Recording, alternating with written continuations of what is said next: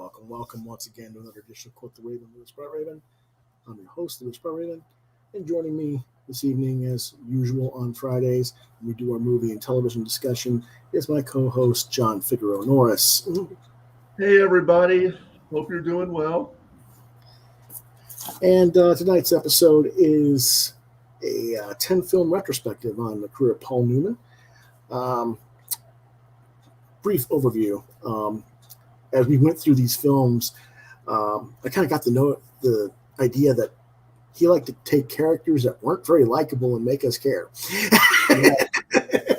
Yes, exactly.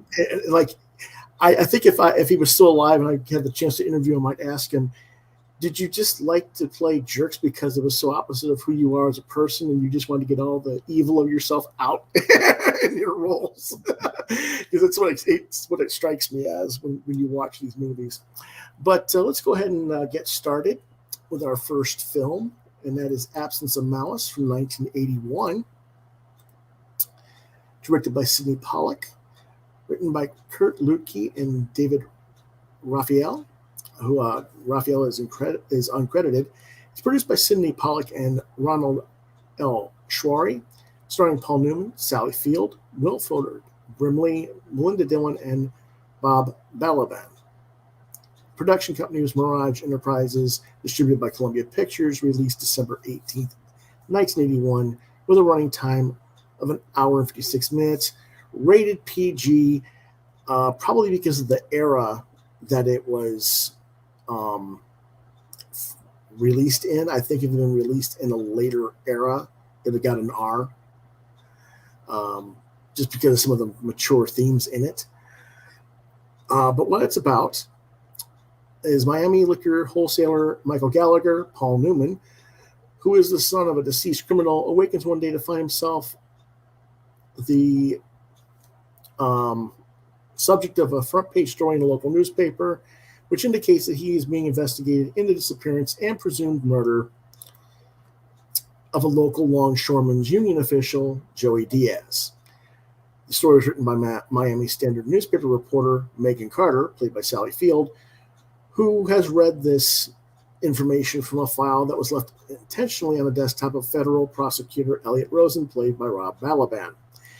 As it turns out, Rosen is doing a bogus investigation into our character, Gallagher, and has leaked it to Carter for the purposes of squeezing him for information on other things.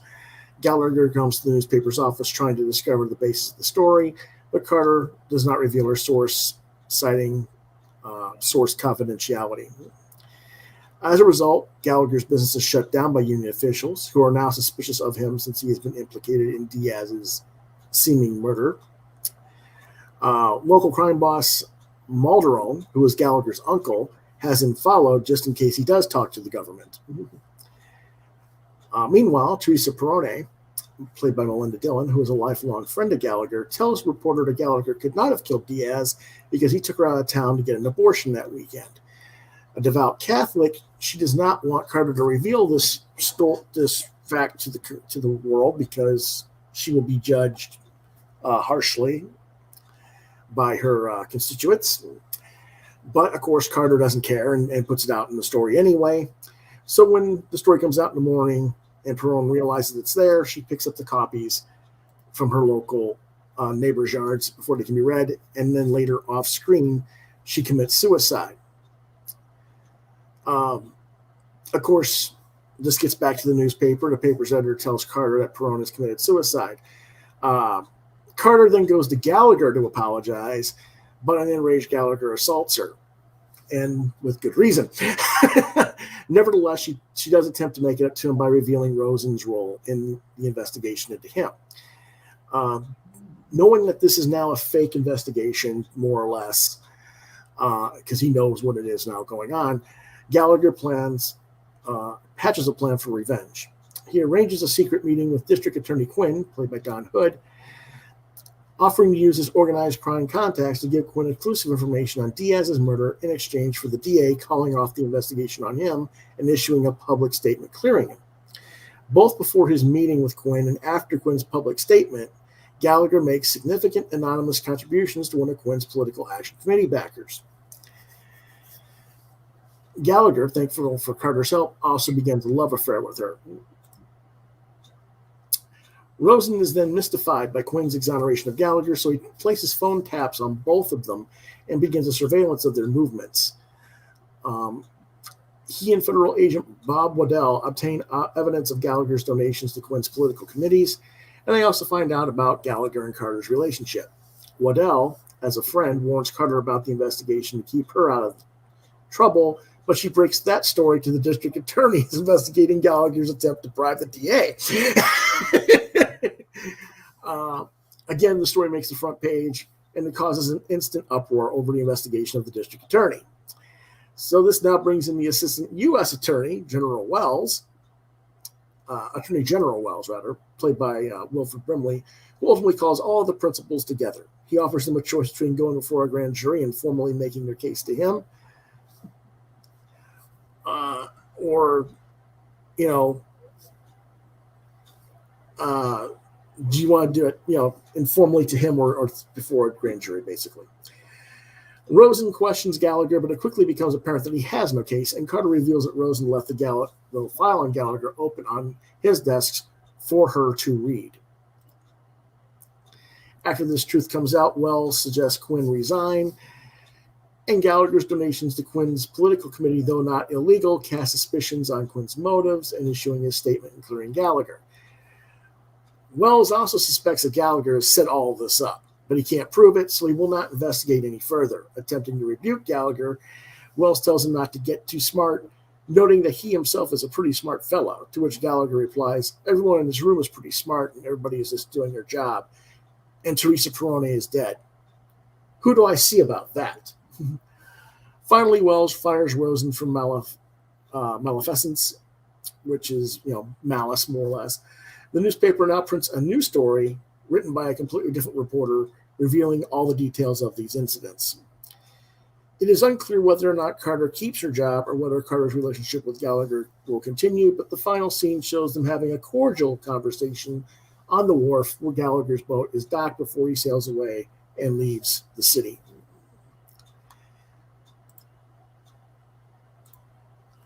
Did I miss anything? Because you just finished watching it. Nope. Okay. You did not.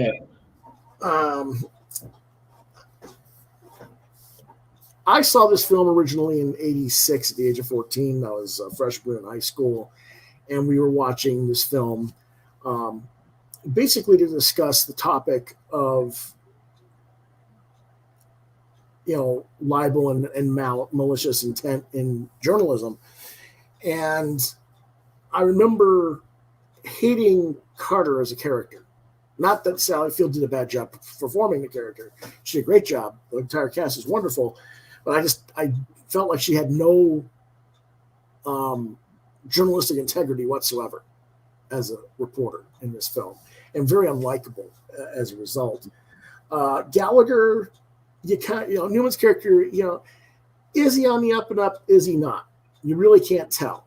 He could have had something to do with Diaz's death, theoretically, but probably didn't. But, because of his connections to his uncle and other things, yeah, it's possible. Okay. And some of the things he does makes you wonder if he didn't have something going on illegal with his liquor distribution and stuff going on. But it was kind of a weird thing.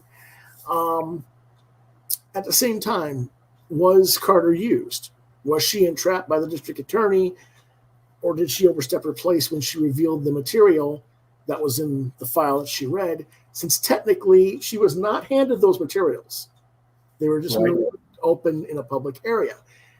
Technically, this does not mean you have the right to peruse that information and then write about it. You have to be given specific permission to do so. And then again, what about Perrone's death? Technically, yes, you could argue it was a DA's fault that she committed suicide because she wouldn't have had to reveal that to her if this whole thing hadn't gone about. But I think it's more Carter's fault for revealing her abortion. All we needed to say was she was getting a medical procedure. And that would be truthful. And it wouldn't have been, embarrassing or anything like that. So I was a little bit annoyed by that.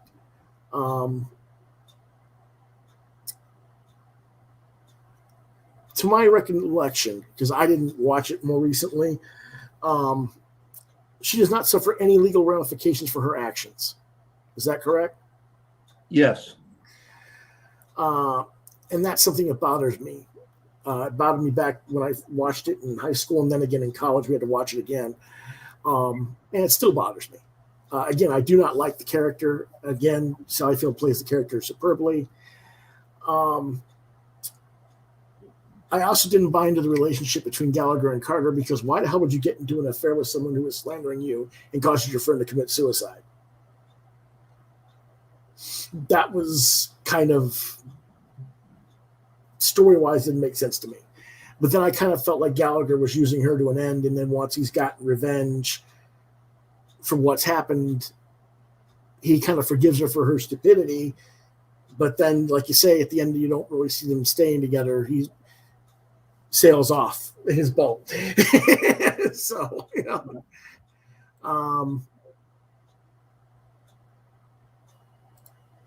hold on a second.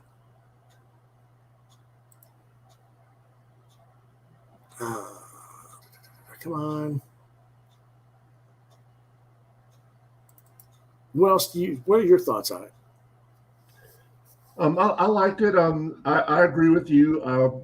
Sally Field did a very good job of playing a not likable character. And of course, it's usually Paul Newman who does the good job of not playing the likable characters. And now it's Sally Field's turn. But just like the movie poster said, suppose you pick up a newspaper and find your all of a sudden news, and it got it got me thinking, well, what would I do if this happened to me?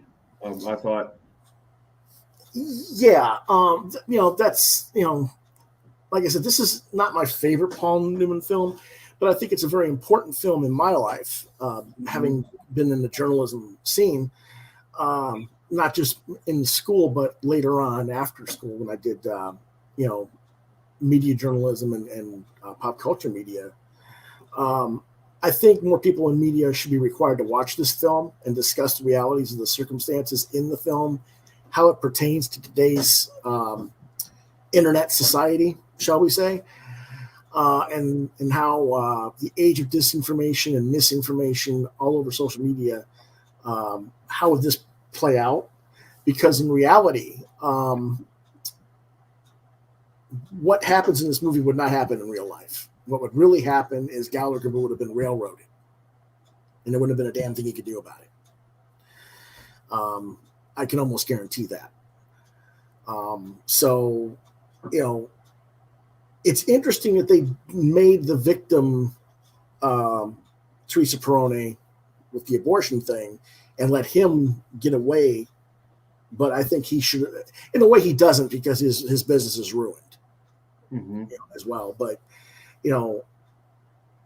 that sort of a thing happens all the time, unfortunately. And usually, you can sue a newspaper or, something like that for those sort of circumstances. But usually, even if you get a settlement, and you can damage the newspaper's reputation. And now, the reporter is usually one who takes the fall there, which I think they should have had Carter fired in the screenplay. I think that would have been justified and logical for the story. But typically nothing goes right with that situation. I gave it 3 stars, probably because of the fact I didn't buy into the relationship between the two, and the end of it just being a little bit of a schmoz, I guess you could say. It didn't. him beating the system is nice. It's a great story, but it's also very unrealistic. So that's why I gave it a 3. Mm-hmm. And you gave it 3.5. 3.5. Okay. Our next film is Butch Cassidy and the Sundance Kid. We have reviewed this before, but we'll do a quick review of it again. I'll let you read. Okay. So from 1969, rated PG, directed by George Roy Hill, who directed another film that we're going to talk about. Actually, 2 more films that we're going to talk about tonight. Produced by John Foreman, written by William Goldman, starring Paul Newman, Robert Redford, Catherine Ross, Strother Martin, Jeff Corey, and Henry Jones. Production companies Campanile Productions and Newman Foreman Company. Distributed by 20th Century Fox. Release date September 23rd, 1969. Running time 1 hour 50 minutes. So what it's about. In 1899 Wyoming, Butch Cassidy, played by Newman, is the affable, clever, talkative leader of the outlaw hole-in-the-wall gang. His closest companion is the laconic deadshot Sundance Kid, Robert Redford. The two return to their hideout at Hole-in-the-Wall, Wyoming, to discover that the rest of the gang, irked at Butch's long absences, have selected Harvey Logan as their new leader. Harvey challenges Butch to a knife fight over the gang's leadership. Butch defeats him using trickery, 1, 2, 3, go, but embraces Harvey's idea to rob the Union Pacific Overland Flyer train on both its eastward and westward runs, agreeing that the second robbery would be unexpected and likely reap even more money than the first. The first robbery goes well. To celebrate, Butch visits a favorite brothel in a nearby town and watches, amused, as the town marshal unsuccessfully attempts to organize a posse to track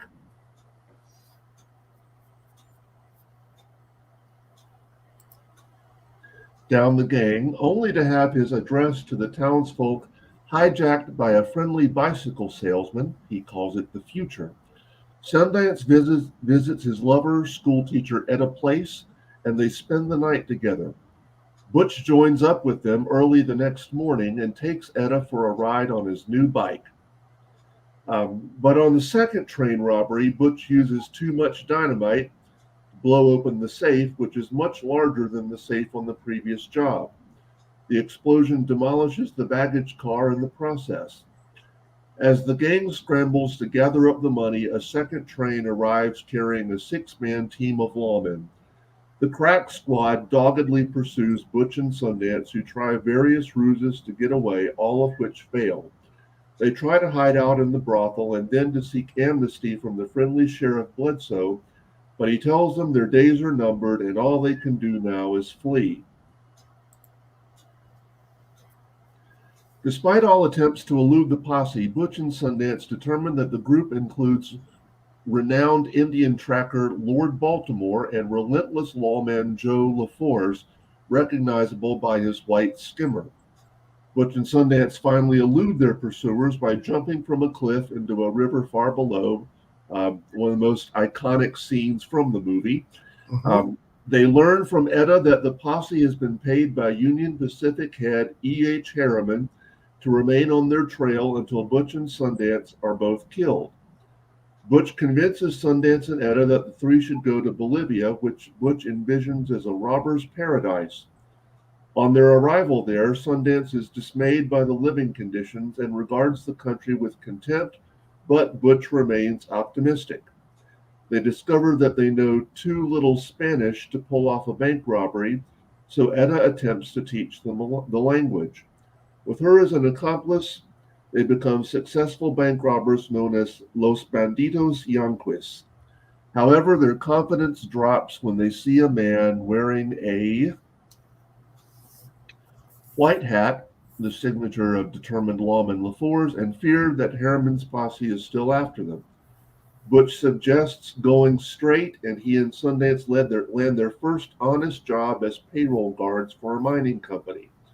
However, they're ambushed by local bandits on their first run, and their boss, Percy Garris, is killed.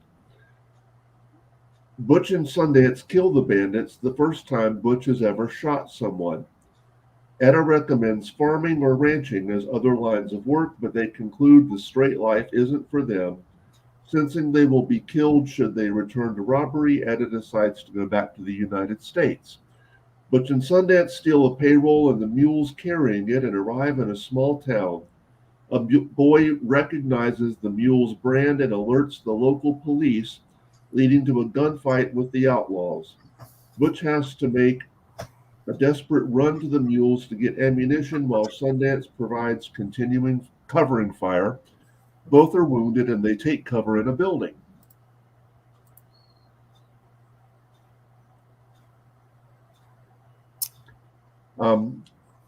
Butch suggests the duo's next destination should be Australia. They charge out of the building, guns blazing, directly into a hail of bullets, from masked troops who have occupied all of the vantage points. The film ends on a freeze frame as the sounds of the Bolivian troops firing on the doomed outlaws are heard. Okay. Whoops, wrong one. There we go. Yeah, I'll let you get a drink. That's a lot to say.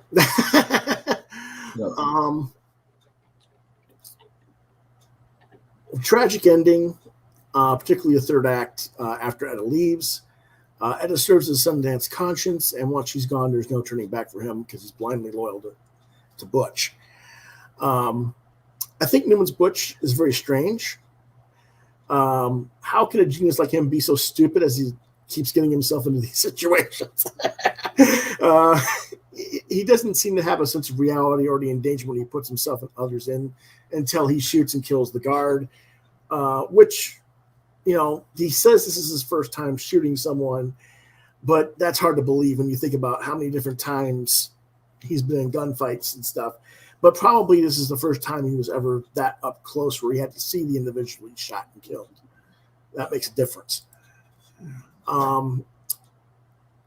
Redford plays a role like he's a kid, unable to discern proper choices and being easily manipulated into following Butch, while still trying to grow and become his own person and stand apart from his friend, which is emphasized with his relationship with Etta. Catherine Ross does a very nice job playing Etta. This film, like you said, has two iconic scenes. One is the river jump and the freeze frame shot at the end of the film are two of the most iconic film shots really in cinematic history. So, and I would also add the bike riding scene, which features the song "Raindrops Keep Falling on My Head." I think that's pretty iconic too. Yeah. Okay, that's fair. Both of us give this one a 5-star rating. Mm-hmm. So it's just a really entertaining film. I think Newman and Redford work great together. Mm-hmm. And of course, they were all, plus the director, they were all reunited for a film that we'll talk about later. But they really made a good team. I agree. And it's just entertaining. Great cinematography, great performances. I mean, if you haven't seen it, you really should. Okay. Our next film.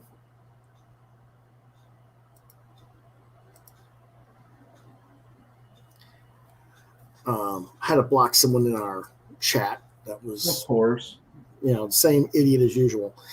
I don't know how they get on this thing. I wish I could perma block some of these people. But anyway, our next film was Cat on a Hot Tin Roof.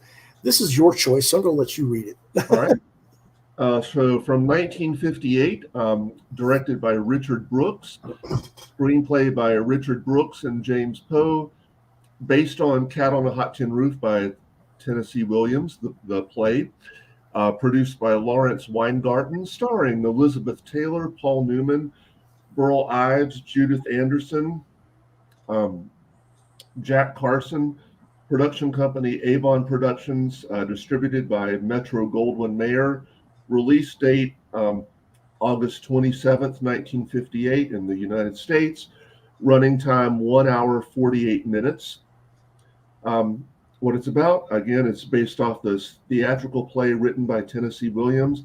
The story revolves around Brick Pollitt, played by Paul Newman, who is out drunk trying to recapture his glory days of high school sports by leaping hurdles on a track field, dreaming about his moments as a youthful athlete. He falls and breaks his ankle, dependent on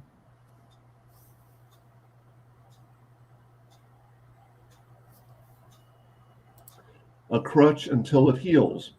Brick, along with his wife, Maggie the cat, played by Elizabeth Taylor, are seen the next day visiting his family's estate in eastern Mississippi, there to celebrate Big Daddy's 65th birthday, Big Daddy being played by Burl Ives, who I think actually originated the role on the stage, if I'm not mistaken. Yes, he did. That was one of the key reasons why the film is so successful. Yep. Depressed, Brick has spent the last few years drinking while resisting the affections of his wife, who taunts him about the inheritance of Big Daddy's wealth. This has resulted in an obviously tempestuous marriage. There are speculations as to why Maggie does not yet have a child, while Brick's brother Gooper, played by Jack Carson, and his wife May have 5 children. Big Daddy and Big Mama, played by Judith Anderson, arrive home from the hospital via their private airplane and are greeted by Gooper and his wife and all their kids, along with Maggie. Annoyed by the rehearsed welcoming display his grandchildren put on for him, Big Daddy ignores them in favor of driving home with Maggie. The news is that Big Daddy is not dying from cancer. However, the doctor later meets privately with first Gooper and then Brick, where he divulges that it is a deception. Big Daddy has inoperable cancer and will likely be dead within a year, and the truth is being kept from him. Brick later reveals the truth about Big Daddy's health to Maggie, and she is heartbroken.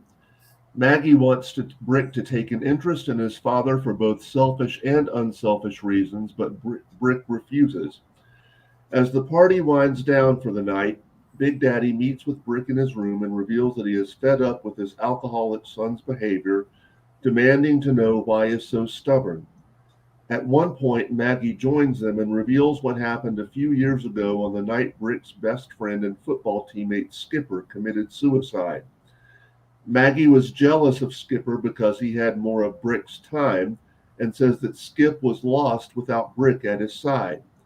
She decided to ruin their relationship by any means necessary, intending to seduce Skipper and use this information to make her husband question Skipper's loyalty.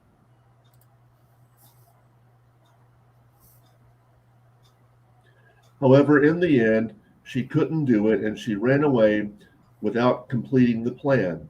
Brick had blamed Maggie for Skipper's death, but he actually blames himself for not helping Skipper when he repeatedly phoned Brick in an hysterical state. After an argument over this reveal, Brick lets it slip that Big Daddy will die from cancer and that his birthday will be his last. Shaken, Big Daddy retreats to the basement.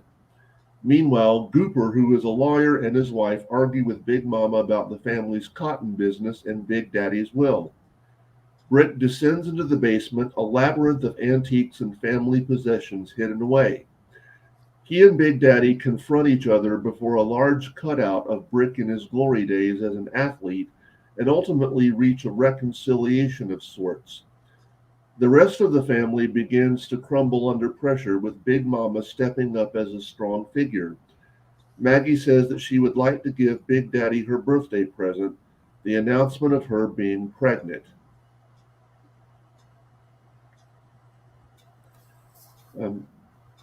After the jealous May calls Maggie a liar, Big Daddy and Brick defend her, even though Brick knows the statement is untrue, and Big Daddy thinks the statement may be untrue as well.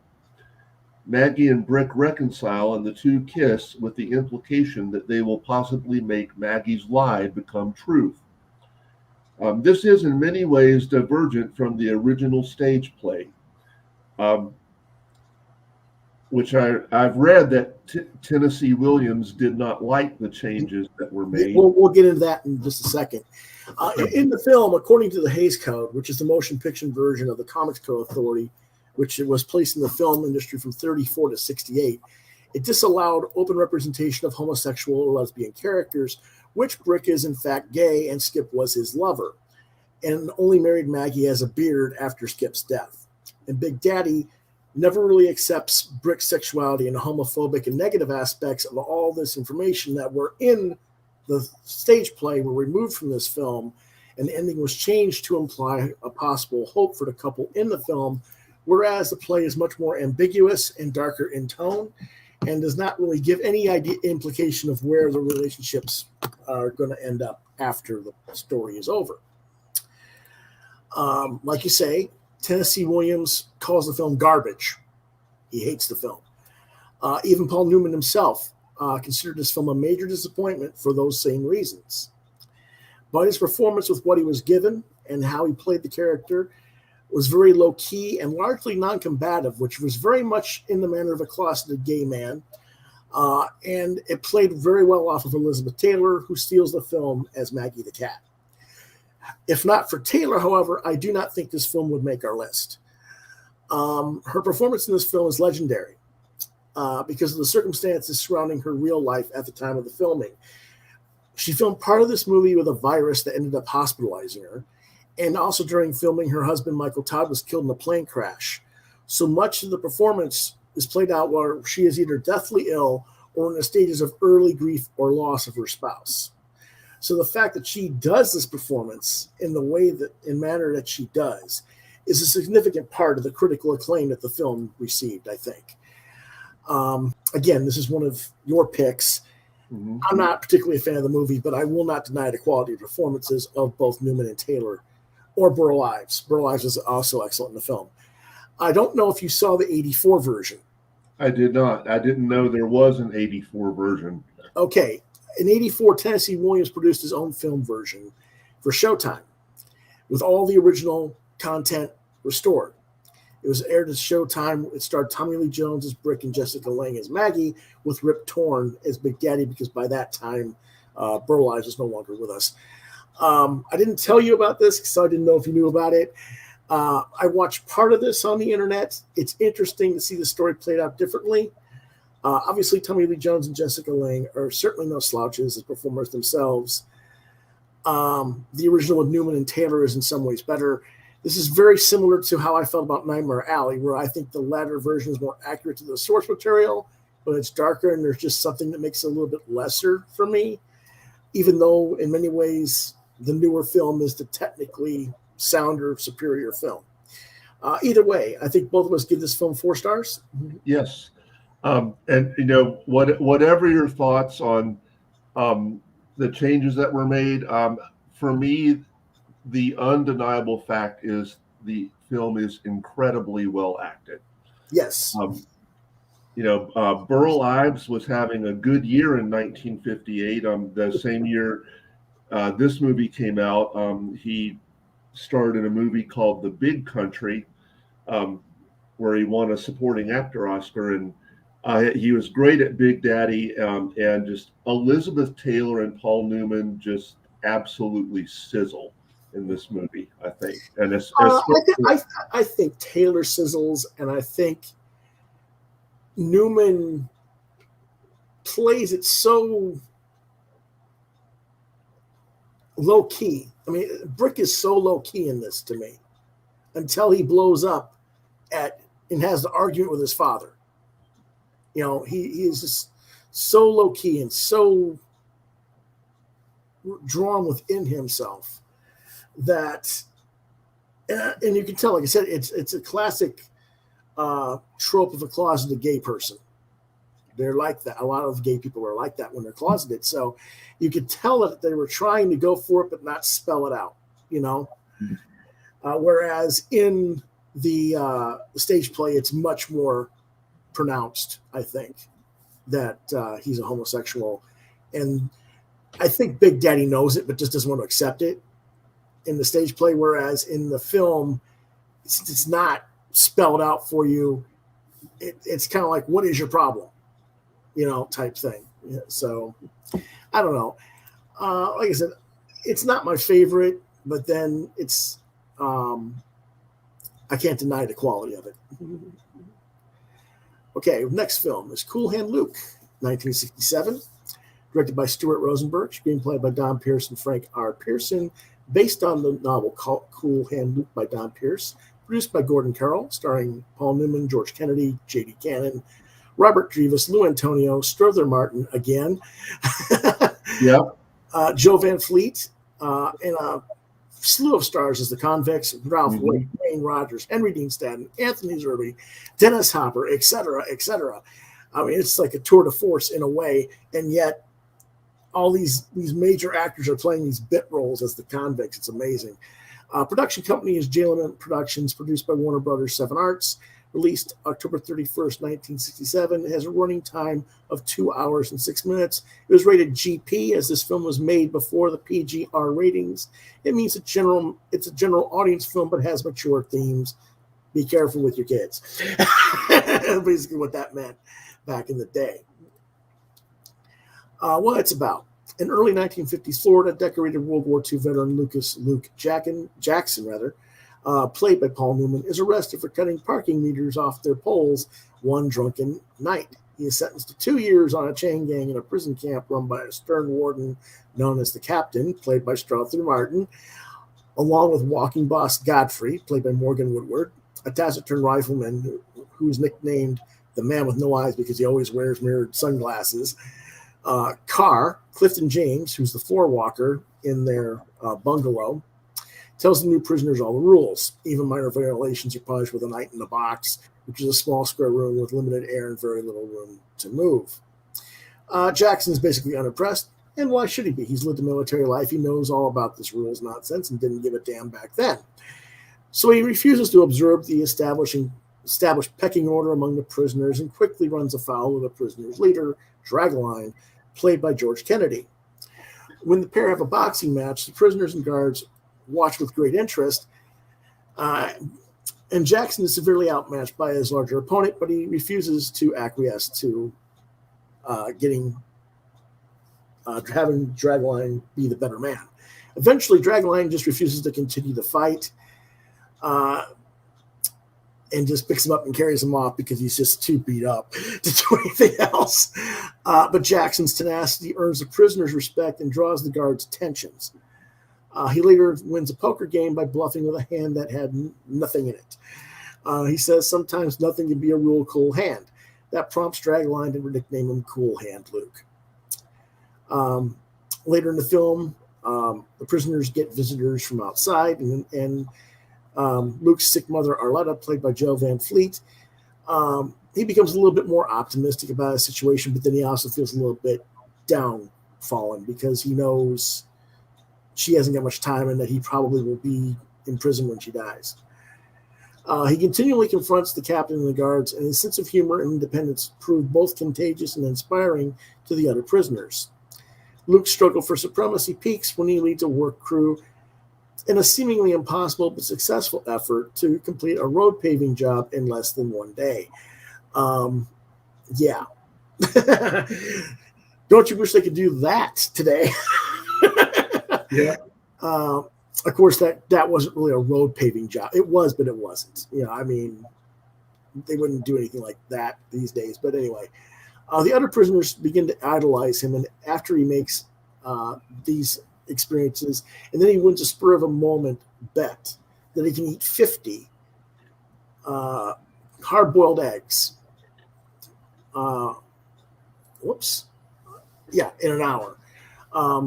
And that's a pretty weird scene. We'll talk about that a little bit later.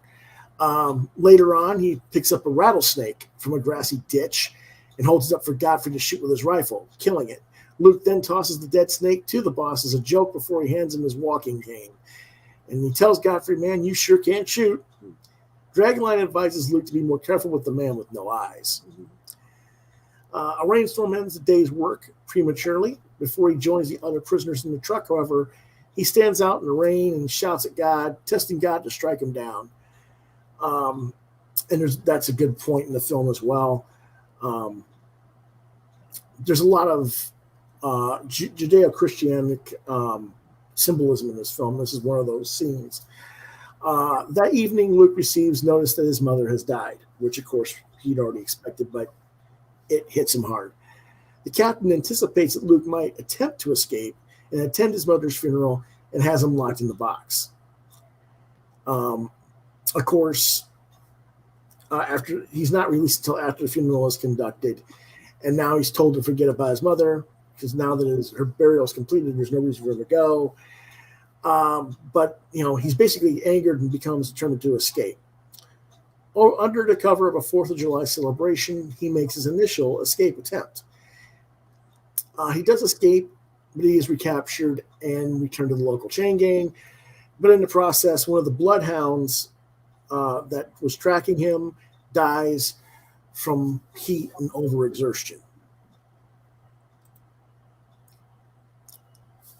This, of course, pisses off the captain to no end, and the captain has Luke fitted with leg irons and delivers a warning speech to the other inmates, saying, "What we've got here is failure to communicate. Some men you just can't reach. So you get what we had here last week, which is the way he wants it. Well, he gets it. And I don't like it any more than you men." Did I do a good enough? Yes. I don't know if I did a good enough or not. A short time later, he escapes again, however, by deceiving the guards while taking a break to urinate and removes his shackles with an axe in a nearby house. He then spreads curry powder and chili powder across the ground to keep the bloodhounds from following his scent, which causes them to sneeze. At least they aren't going to die of heat and overexertion. He's a thinking man and a caring person, if you think about it. So he's free. And we don't know how long he's free, but he's free long enough to mail Dragline a magazine, which includes a photograph of himself with 2 beautiful women. Soon afterwards, it comes from Atlanta, so presumably they figure the captain and the others figure out, okay, he's in Atlanta. They send people to find him. They capture him, beat him up, return him to the prison camp, and now he's fitted with 2 sets of leg irons. And he warns Luke that he will be killed on the spot if he ever attempts to escape again. Luke becomes annoyed by the other prisoners fawning over the magazine photo and tells them that he faked it. I don't know how he fakes it because he has to have money to pay for it on some level, one would think. So he had to have he had to do something, but they didn't really explain that. How long he was gone or anything. But anyway, at first, the other prisoners are angry with him when he tells them this. But when Luke returns after a long stay in the box and is punished by being forced to eat a massive serving of rice, kind of like, okay, you can eat all the eggs, eat this rice, the others help him finish it. As further punishment for his escape, he is forced to repeatedly dig a grave-sized hole in the prison camp yard and then fill it back in. And then he gets beaten for not doing it fast enough. The prisoners observe this persecution, and they sing spirituals to him, and they try to root him on, basically. Finally, as the other prisoners watch from the shadows of the bunkhouse, an exhausted Luke collapses in the hole, begging God for mercy and pleading with the bosses not to hit him again. Believing that Luke is finally broken, the captain stops the punishment. Boss Paul warns Luke that he will be killed if he runs away again, which Luke tearfully promises not to do. The prisoners begin to lose their idealized image of Luke, and one tears up Luke's photograph with the women. Working on the chain gang again, seemingly broken, he's now kind of like the boss, the walking boss's gopher. He goes and gets the water to give to a prisoner, watched by disappointed prisoners who are disgusted with him now.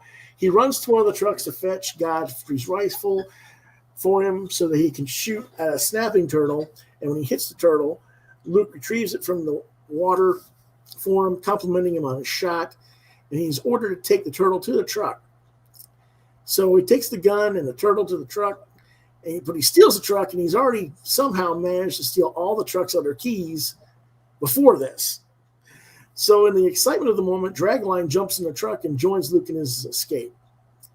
After abandoning the truck, Luke tells Dragline that they should part ways. And Dragline's reluctant about it.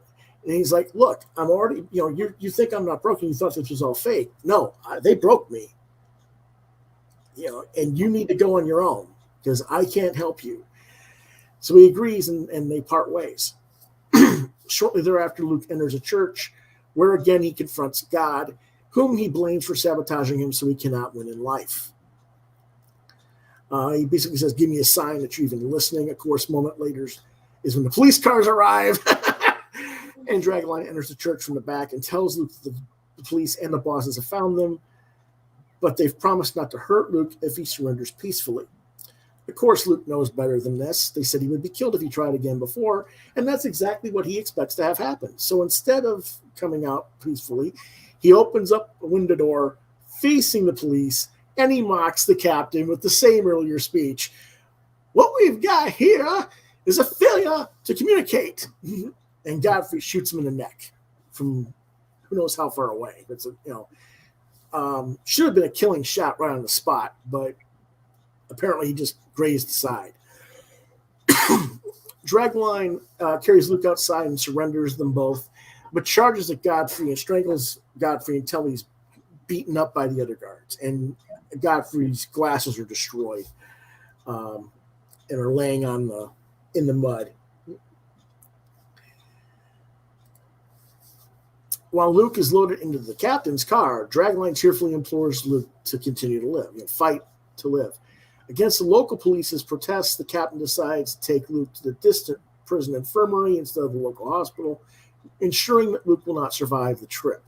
As the car drives away, a semi-conscious Luke weakly smiles while the tires crush Godfrey's sunglasses, which is a nice symbolism. Because it's an act of defiance. It's kind of like symbolic that he's actually beaten, even though he's killed. After Luke's implied death, Dragline and the other prisoners finally reminisce about him as the prison crew works near a rural intersection close to where Luke was shot, with Dragline now wearing leg irons and a new walking boss supervising. As the camera zooms out, the torn photograph of Luke grinning with the two women has been taped back together and is superimposed on a bird's eye view of the cross-shaped road junction, and that's how the film ends. Like I said, this film has a lot of Judeo-Christian symbolism in it. When he's eating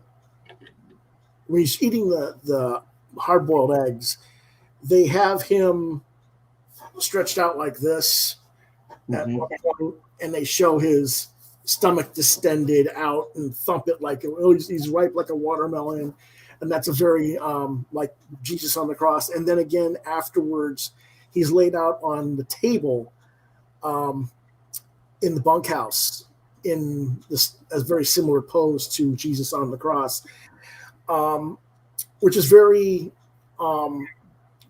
interesting when you figure he's kind of an atheist and is juxtaposed against God and blames God for everything.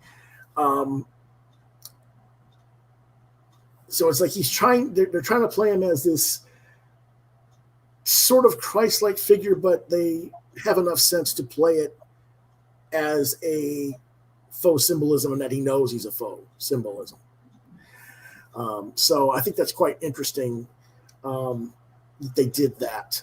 And then at one point in the film, he even sings a folk song called "Plastic Jesus."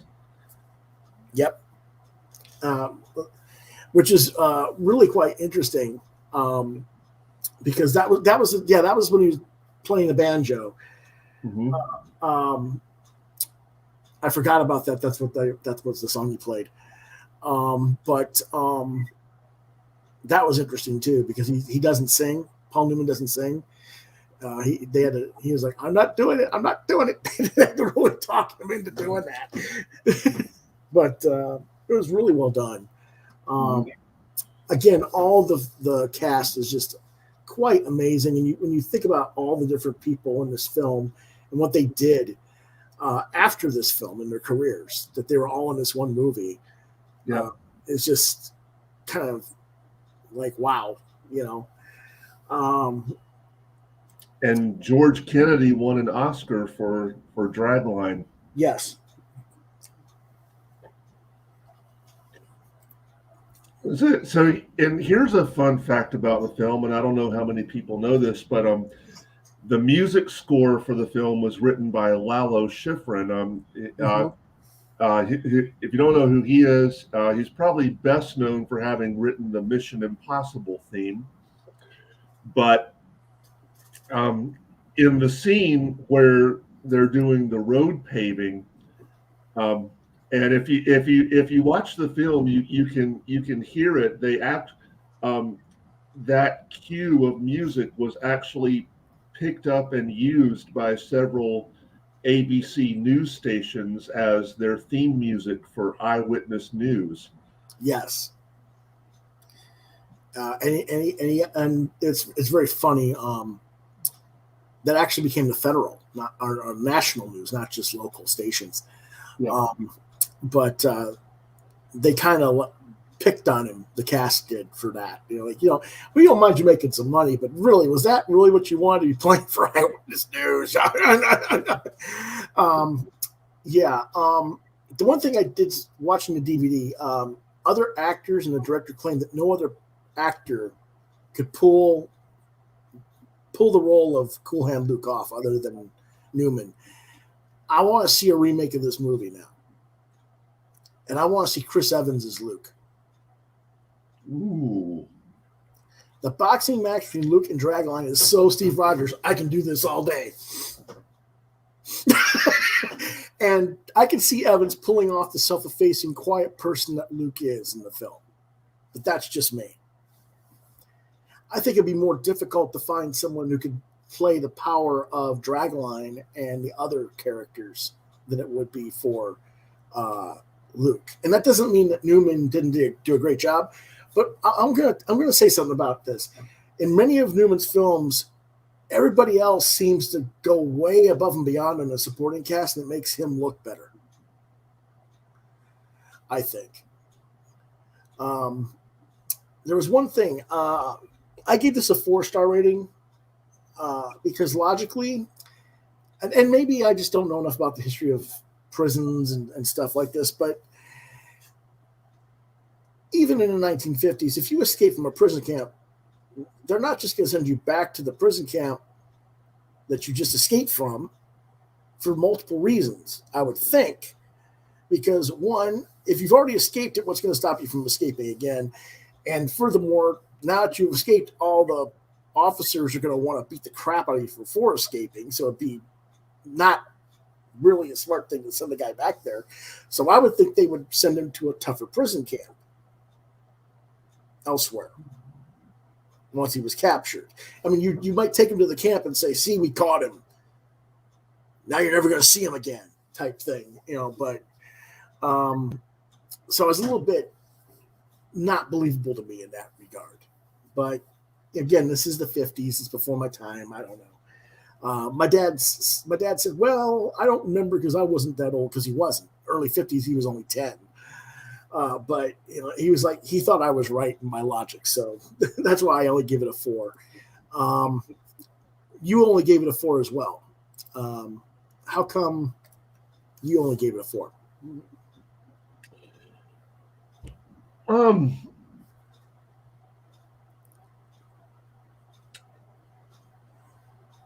Because this is one of his strongest films. It is, and I think like you said, it's as memorable for the supporting cast as it is for Paul Newman. Mm-hmm. Certainly George Kennedy and Strother Martin, who utters that famous line. Mm-hmm. Yeah, and there's also this really stupid scene in the film that I don't like at all. It's the infamous car wash scene. Oh yeah. I get it. I understand what the point of it was. For those of you who don't know, the guys are working on the roads, clearing the ditches and stuff, and for some reason they're by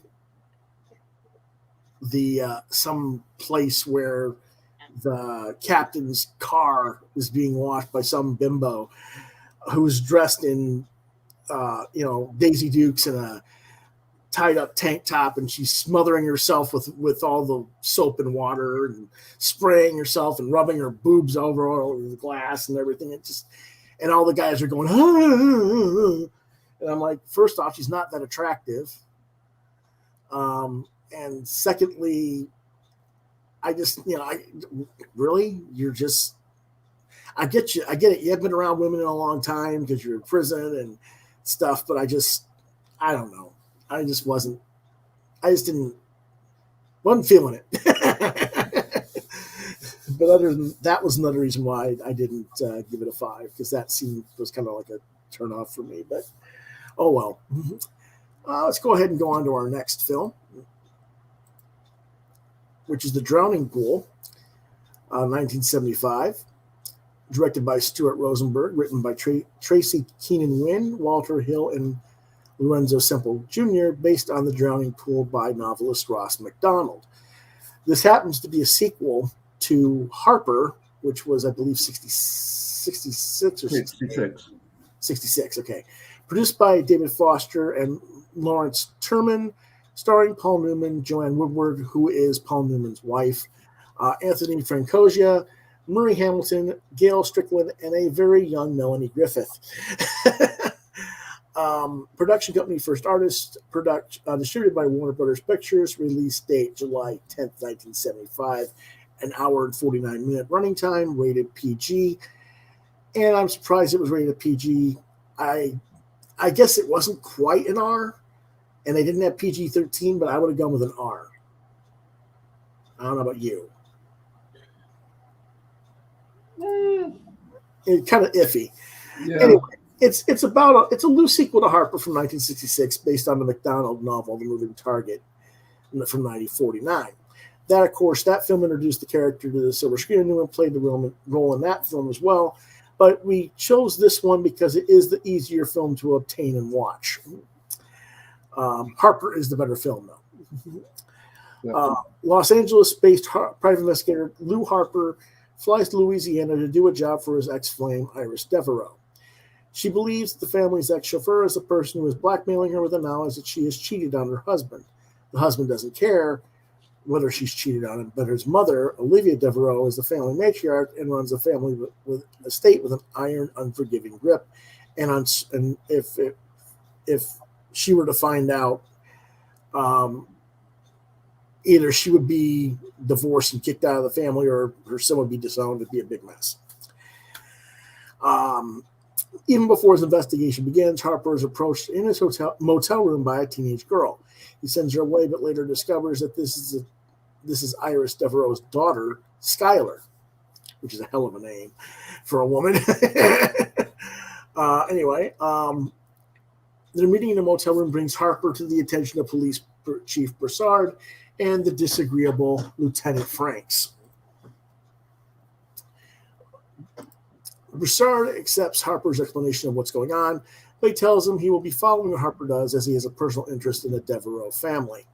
Harper is then abducted by two hoods working for the oil magnate J.J. Kilbourne, who thinks Harper might be useful in his efforts to get ownership of some of Olivia Devereaux's oil-rich properties, which she is content to instead maintain as bird sanctuaries. Harper is non-committal towards Kilbourne, and the hoods return him to his car. On Harper's return, he learns that the dead body of Olivia Devereaux has just been found, and the police's prime suspect is the ex-chauffeur. Of course, after what he just happened, his suspicion is Kilbourne. Anyway, while searching for the chauffeur, Harper is abducted yet again, this time by hoods working for a mysterious woman. He does not have any useful information for this woman and is released. He later finds out that she is Mavis Kilbourne, wife of J.J. Kilborn. She's working behind her husband's back, trying to find an account book containing information of his illicit business dealings, which he is desperate to recover and would kill her over if he knew that she was the reason that it's missing. Harper then tracks down the chauffeur, Pat Rivas. He calls into the police and makes Rivas drive them back to the Devereaux estate. En route, Rivas, whom Harper has found with $10,000 in his possession, he denies the involvement in blackmailing Iris and murdering Olivia, claiming he was at the scene of the murder because he had been having an affair with Skylar. However, he does admit to having information that he expects will yield a lot of money and offers Harper a share of it if he will let him go. At that moment, the car they are in is forced off the road by masked gunmen who shoot Rivas dead and shoot at but miss Harper. Which, doesn't make sense, but it is what it is. Despite the ever-growing body count and what started as a simple case of blackmail, and despite Iris's pleading with him to give up the case and go home, he continues investigating. He correctly deduces that Rivas had come into possession of the missing account book and must have given it to a trusted friend. Probably Skylar, being girlfriend. Realizing further that Lieutenant Franks must have been involved in the killing of Rivas, Harper then ambushes Franks in his own home and forces him to admit that he does jobs for J.J. Kilborn. When Harper later confronts Kilborn with the information, the oil magnate admits to have hired Rivas, but insists it was only to spy on Olivia Devereaux, not to kill her. When Harper tells Kilborn that he knows about the missing account book, Kilborn offers him a fortune for it, but Harper just walks away, partly because he doesn't know where it's at that point. This leads to the climactic scene of the film's title, where Kilborn and his henchmen then capture Harper and Mavis and try to drown them to find out where the notebook is, and their desperate attempt to escape, and several more deaths, including a final one that results in Police Chief Broussard confronting Harper despairingly, which you could explain that a little bit more in detail. What is the final death? Oh gosh. Or were you asleep? No, I'm just trying to remember.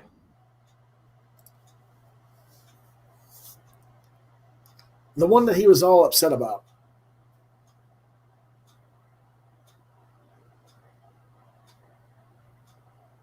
Oh my God.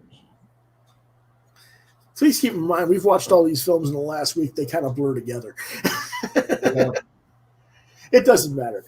The reason I didn't reveal it anyway was because I figured why reveal it, but I figured if you wanted to, you could. Anyway, what do you think of this?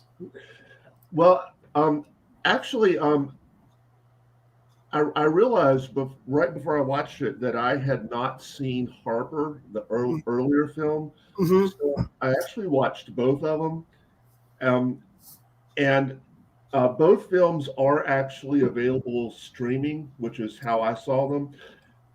I found Harper to be the more entertaining film, personally. Yes. And once again, it's due in no small part to the supporting cast.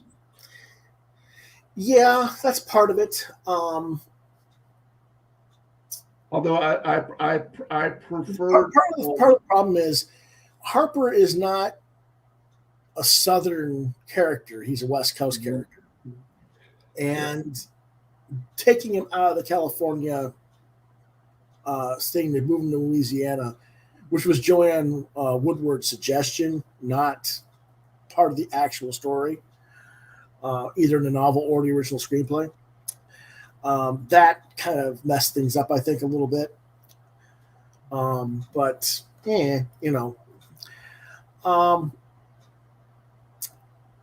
I always look at this as like a TV movie with a ridiculously high budget.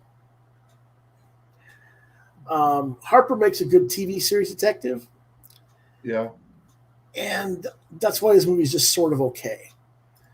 It feels like a TV show with bigger production than, rather than a big budget movie. And that pretty much holds true because even the writers were jumping ship left and right on this film and were replaced by TV crime show writers. Roger Ebert famously says of the movie, it's a straightforward thriller and would have made a decent B movie, but since the Drowning Pool is a Paul Newman vehicle, it goes first class, and that turns out to be fatal. So much attention is given to making the movie look good that the story gets mislaid. And I think that's a very fair description for this film. Yeah.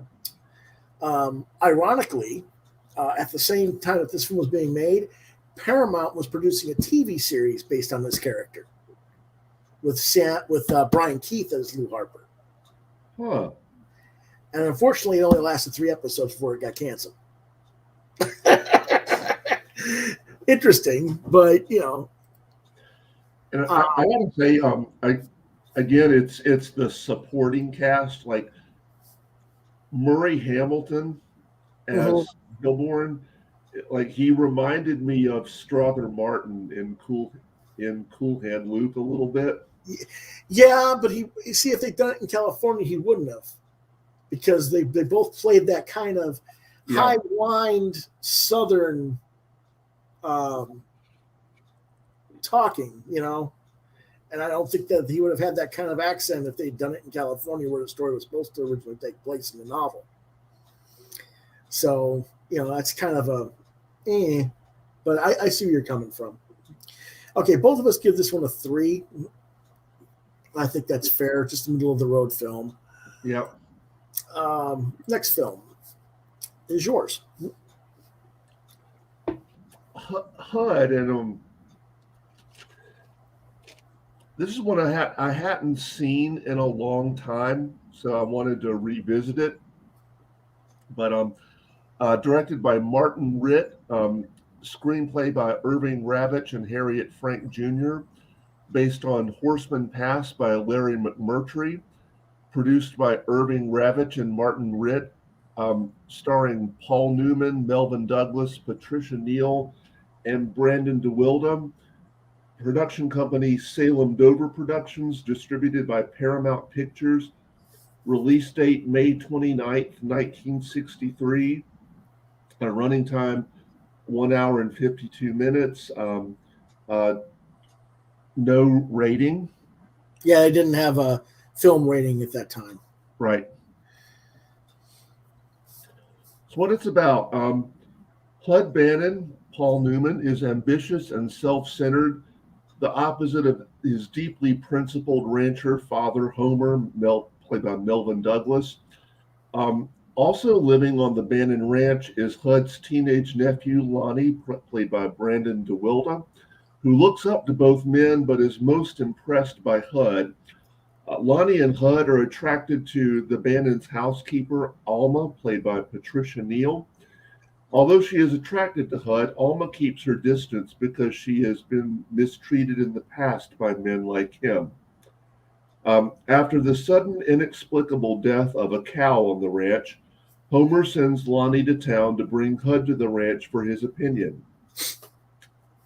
Lonnie, finding HUD just in time to take the blame for HUD's tryst with a married woman, protests HUD's putting him in a dangerous situation as they return to the ranch, with HUD driving over Alma's flowers as they arrive. At the dead animal, HUD shoots several buzzards to scare the flock away against his father's protestations that they keep the land clean and shooting them is illegal.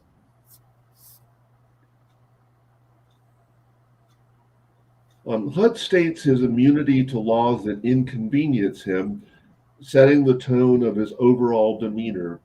HUD is annoyed by his father's decision to summon the state veterinarian and suggests selling the animals to other ranchers before the news spreads. Otherwise, government agents will kill all the cattle and destroy everything they have worked for. He blames his father for not realizing that the cheap Mexican cattle were sick before he bought them. Adhering to his principles, Homer ignores HUD's idea and waits for the veterinarian. Upon his arrival, the state veterinarian immediately issues a legally binding state livestock transfer order directing the quarantine of the ranch for a possible foot and mouth disease outbreak. This freezes the movement of all livestock to or from the Bannon Ranch while they await the test results.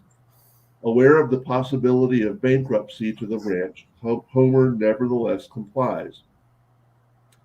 One night, Hud takes Lonnie out and they prevail in a drunken barroom brawl. Back at the ranch, he reflects on the past when Lonnie's father and he did the same thing, revealing his feelings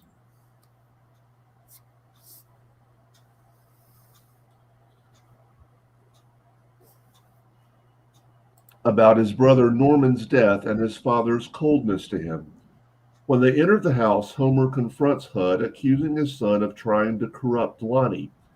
They argue with Hud accusing Homer of hypocrisy and resentment of him for Norman's death. Homer replies that his disappointment in Hud began before the accident. Hud cares about no one but himself and is not fit to live with. Hurt and angry, Hud retorts to, "My mama loved me, but she died," and as he walks away. While Lonnie tells Homer that he was too harsh and other people act like him, Homer replies that one day he will have to decide for himself what is right and wrong. After learning from Lonnie that Hud is trying to seize the ranch, Homer confronts Hud. Infuriated by his eroded inheritance, Hud threatens to have Homer declared legally incompetent so he can take over the ranch. Homer tells his son he will lose. He admits that he made mistakes raising Hud and was too hard on him. When Hud accuses him of having a shape up or ship out policy, Homer wonders aloud how a man like Hud can be his son and storms off to his room. Hud, drunk, goes outside and tries to rape Alma before Lonnie comes to her aid. When the herd tests positive for foot and mouth disease, the veterinarian orders them to be killed and buried on the ranch under state supervision to keep the disease from spreading. Hud points out that he could sell some oil leases to keep the ranch profitable, but Homer refuses as he only has pride in cattle despite his ruinous decision to purchase the Mexican cattle. The state veterinarian and his assistant pull up to ranch following the killing of most of Homer's cattle, noticing that 2 longhorns are still alive. The assistant gets his rifle and proceeds to leave the car with the intention of killing them. Homer stops him and tells him he will take care of them himself, seeing as how he raised them. The assistant voices his doubts about Homer going through with it. He has no guarantee that will happen. Then Hud soundly defends his father's word and tells him he just said he would. Alma decides to leave the ranch. After Lonnie drops her off at the bus station, Hud sees her as she is waiting. He apologized for his drunken assault, but not for his attraction to her, and he would remember her as the one who got away. Driving back to the ranch, Lonnie sees his grandfather lying on the side of the road after a fall from his horse during a survey of the ranch. Hud pulls up behind Lonnie, and despite their efforts, he dies. Lonnie is repelled by his uncle's treatment of Homer and Alma and leaves the ranch after his grandfather's funeral, uncertain if he will ever return. When he tells Hud to put his half of their inheritance in the bank, his uncle replies that Lonnie now sees him as Homer did. Homer goes back into the Bannon house alone. As he closes the door, the final fade out is the window shades pull ring swaying.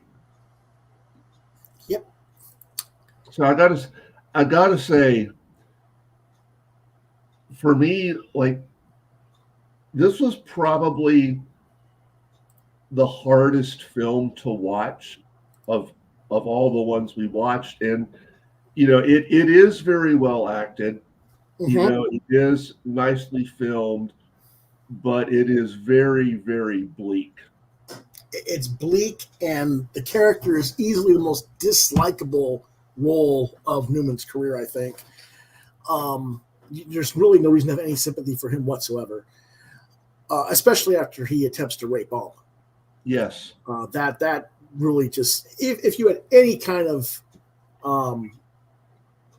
sympathy towards the character, it gets completely destroyed in that scene alone. But anyway, Both Melvin Douglas and Patricia Neal received Academy Awards for their roles in this film. Mm-hmm. Of course, Newman did get nominated as well, but he did not win. Just kind of interesting. The character is completely unlikable. He's a complete and utter boorish ass who on the surface only cares about himself, but as the film progresses and we reach a scene where he confronts his father, and his father claims that he's always hated him or hated him long before the brother's death, we realize that this is a man who got emotionally destroyed by the loss of his mother and by his own guilt for his involvement in the death of his brother, which is why he thinks his father hates him. And like I said, it just turns out he kind of just hates HUD for being alive, period. So he constantly unleashes his own fury out on the world because of it. Some people, like his nephew Lonnie, admire this at first, but by the time the movie is over, even the nephew no longer sides with them because of what he does. Of course, that is raping Alma, or trying to rape Alma. And again, that makes any sympathy you may have had for the character completely dissipate, and it just drives her off as well by the end of the movie. Like I said, it got a lot of Academy Award nominations. Neal and Douglas both win for their roles as Alma and Homer, respectively. Newman got nominated, didn't win, which is a common theme among these films. The supporting cast always gets all the wins, and he just gets nominated. I'm actually somewhat surprised that he never simply just refused the nominations, since there were so many he never won for. This film was preserved by the Academy Film Archive in 2005. And then in 2018, it was selected for preservation again by the United States National Film Registry by the Library of Congress for being culturally, historically, or aesthetically significant. And I would say it's all three, because it is very accurate to the kind of stuff that was going on in that era at the time taking place of the story. And these are rare honors. And this is probably one of the reasons why the film is one of Newman's best. But like you say, it's a very hard film to watch because he's just such an unlikable cat.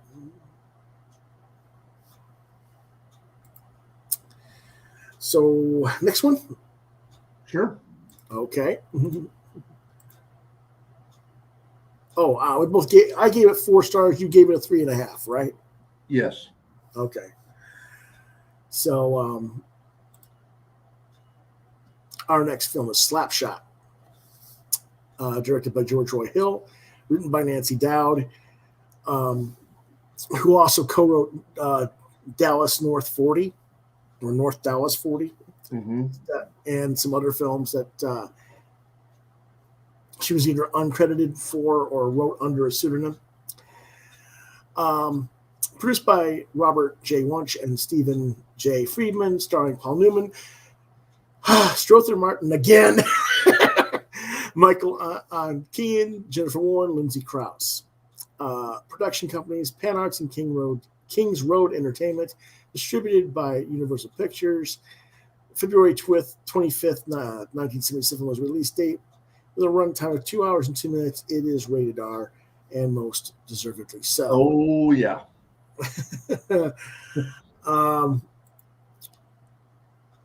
In the small fictional town of Charlestown, Pennsylvania. Some people say it's New England. It's actually Pennsylvania. The local mill is about to lay off 10,000 workers, indirectly threatening the existence of the town's minor league hockey team, the Charlestown Chiefs, who are also struggling with a losing season and an increasingly hostile crowd.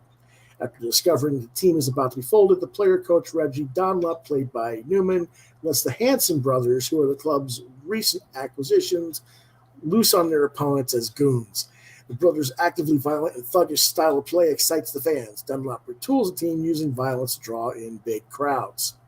The team's new style produces unintended consequences, however, that affect not only Dunlop, but the Chiefs' star player, Ned Braden, played by Michael Keane, along with the rest of the team. Braden refuses to take part in these violent antics, and Dunlop attempts to exploit Braden's marital troubles in his efforts to get him to take part in the team's brawling, but to no avail.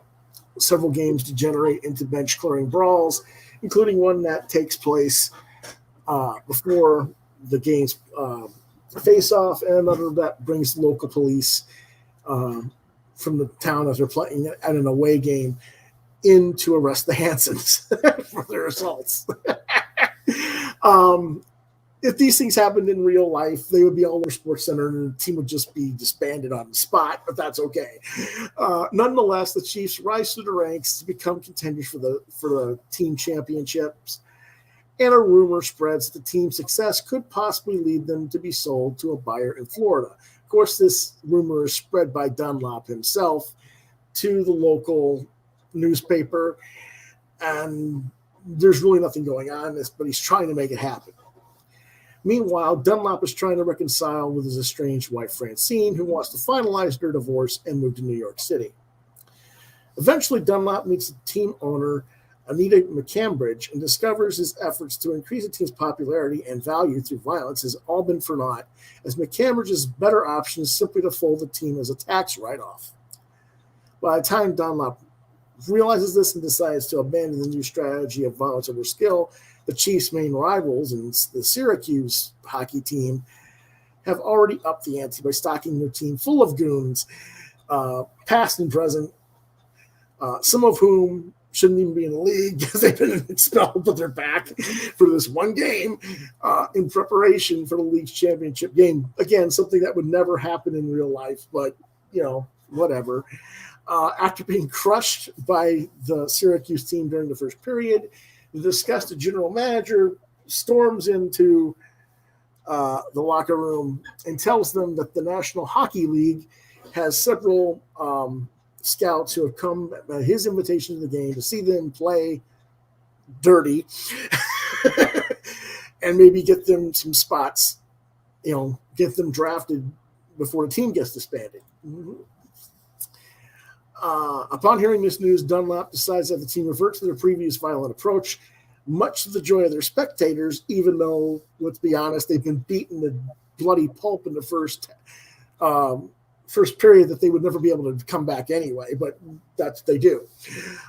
When Braden's witnessing his wife cheering for the Chiefs while he's sitting on the bench doing nothing, he decides to adopt a similarly radical but still nonviolent way of participation by performing a live striptease on the ice amidst the rousing cheers. When the Syracuse's team's captain protests against this daredevil demonstration, and the referee saying, "What do you want me to do? There's nothing against the rules." The guy hits the referee for dismissing him, or refusing to dismiss, Braden. Syracuse gets disqualified, which grants the Chiefs the championship. Completely unbelievable, but okay. After their win and the Chiefs now effectively folded and finished, Dunlop accepts an offer to be the player coach of the Minnesota Nighthawks franchise, and he gets to bring his teammates with him, but his wife still leaves for New York.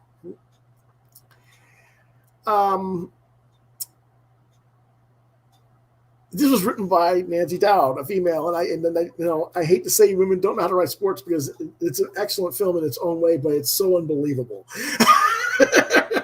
It's like, did she know anything about hockey? But anyway, the film is pretty much the blueprint for many pro sports team comedy dramas about loser teams coming into success and competing and winning championships. Most notably Major League 1989, which also has the female owner who inherits a team from a dead relative and doesn't want to remotely give a damn. And there's rumors of plans of selling the team to Florida. If you'll remember, they wanted to move the Cleveland Indians to Miami in Major League. Were either one of us particularly thrilled with this one?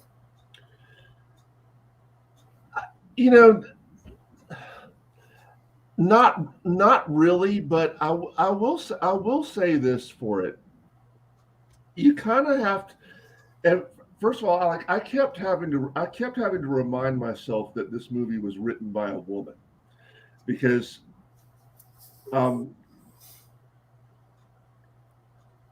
and it has such a female perspective to it. But normally this is not the type of film I like to watch because of the profanity. And for those of you who haven't seen this movie, when the poster warns you about the language, they ain't kidding. But about that, but at the same time, it's like I kind of had to give it to them for being so unapologetic in their R-ratedness. Mm-hmm. It was nothing if not entertaining, but it's not a film I feel the need to watch again. Right. This one, I didn't think as well as the other films we've been reviewing, because in this film, even though it is an ensemble cast, the rest of the cast isn't really particularly well developed as characters. They're not interesting. Except for the Hanson brothers. Well, they're interesting in their comedy elements, sure, but they're not interesting as characters. You really don't know anything about them other than they like to play with slot cars when they're not beating up people on the ice. There's not much to them. And like I said, the resolution of the championship game makes no sense whatsoever. So wait a minute. The guy doing the figure skating striptease doesn't get kicked off the ice? Seriously? And why not just throw the entire game out as a no contest, since both teams were just beating the crap out of each other and both teams should have just been ejected for fighting anyway? That's logical. They were just, that's what would have happened in real life. They also never did a good job explaining why the marital problems existed for either Dunlop or Braden. They kind of imply that Braden may be gay, which then, that kind of leads to striptease on the ice and blah, blah, blah. But it's not really well written. And they don't do anything to explain why Dunlop is losing his wife, other than he's never there for her because he's spending time on the team. That wasn't really enough of a reason to me. It just wasn't well written. It is considered a sports comedy classic, and like I said, many other films like Major League, North Dallas 40, even Will Ferrell's Semi-Pro owe heavily to this film. But I think it's just a bit overrated. Yeah. For what it is. And, we both gave it 3 stars, which means it's just an average film. But, if they were to remake it, they could make it a lot better and make the other characters more interesting, I think. Yeah. Our next film is The Hustler, directed by Robert Rosen, screenplay by Sidney Carroll and Robert Rosen, based on The Hustler by the novel by Walter Tevis, produced by Robert Rosen, starring Paul Newman, Jackie Gleason, Piper Laurie, and a very young George C. Scott that I didn't even realize was George C. Scott until after the film was over. Production company Rosen Enterprises, distributed by 20th Century Fox. Release date September 25th of 1961. 2 hours and 14 minutes. Again, this is not rated. If it was rated, it should have been an R because of the mature themes and things that go on in the story. There's a little bit of language, but not that much. But it's mostly just what happens, and we'll get to that in just a second. What it's about. A small-time pool hustler, Fast Eddie Felson, travels cross-country from California with his partner Charlie to challenge the legendary player Minnesota Fats. Arriving at Fats' home pool hall, Eddie declares he will win $10,000 that night. Fats arrives, and he and Eddie agree to play straight pool for $200 a game. After initially falling behind, Eddie surges back to be $1,000 ahead and suggests to raising the bet to $1,000 a game. Fats agrees. Fats sends out a runner, Preacher, to Johnny's bar nearby, ostensibly for whiskey, but really to get professional gambler Bert Gordon into the hall. Eddie gets ahead of about $11,000, and Charlie tries to convince him to quit because, hey, you said you were going to make your $10,000. You've made it. Let's go. But Eddie insists the game will only end when Fats says it's over. Fats agrees to continue after Bert labels Eddie a loser. After 25 hours of gameplay and an entire bottle of bourbon, Eddie is ahead over $18,000, but he still won't stop. And eventually he loses it all, but $200 of his original stake because he's just blowing himself up, basically. At the hotel later, Eddie leaves half of the remaining stake with a sleepy Charlie and leaves. He stashes his belonging in a local locker at a bus terminal where he meets Sarah Packard, who's an alcoholic, who's basically there because it's the only place you can get liquor in the middle of the night. We later find out that she's supported by her father. She attends college part-time and walks with a limp. He meets her again later at a bar. They go back to her place, but she hesitates at letting him in, saying he is too hungry, meaning too physical with her. She asks, why me? And he gives up, leaving her with a bottle of whiskey that he bought her. Eddie moves into a rooming house and starts hustling for small stakes because he's going to raise money and face Fats again. When he then finds Sarah at the bus terminal again, and this time she takes him in, but with reservations. Charlie finds Eddie at Sarah's and tries to persuade him to go back out on the road, but he refuses, and Charlie realizes he plans to go against Fats again. Eddie learns that Charlie held out Charlie's percentage of money out of the winnings, and he becomes enraged, believing that if he had had that money, he could have rebounded to beat Fats. So he dismisses Charlie as a scared old man and tells him to go lay down and die by himself. And Charlie leaves. This argument is held in front of Sarah and probably should make her realize that Eddie is beyond hope, but she still stands with him. At Johnny's bar, Eddie joins a poker game where Bert is playing and loses $20. Afterward, Bert tells him that he has a talent as a pool player, but he has no character. What exactly that means, no life experience, what. But anyway, he figures that Eddie will need at least $3,000 to challenge Fats again. He calls him a born loser, but nevertheless offers him a stake in return for 75% of his winnings. Eddie refuses this. Eddie goes back out hustling and humiliates a local pool shark, exposing himself as a hustler, and the other players punish him by breaking both of his thumbs.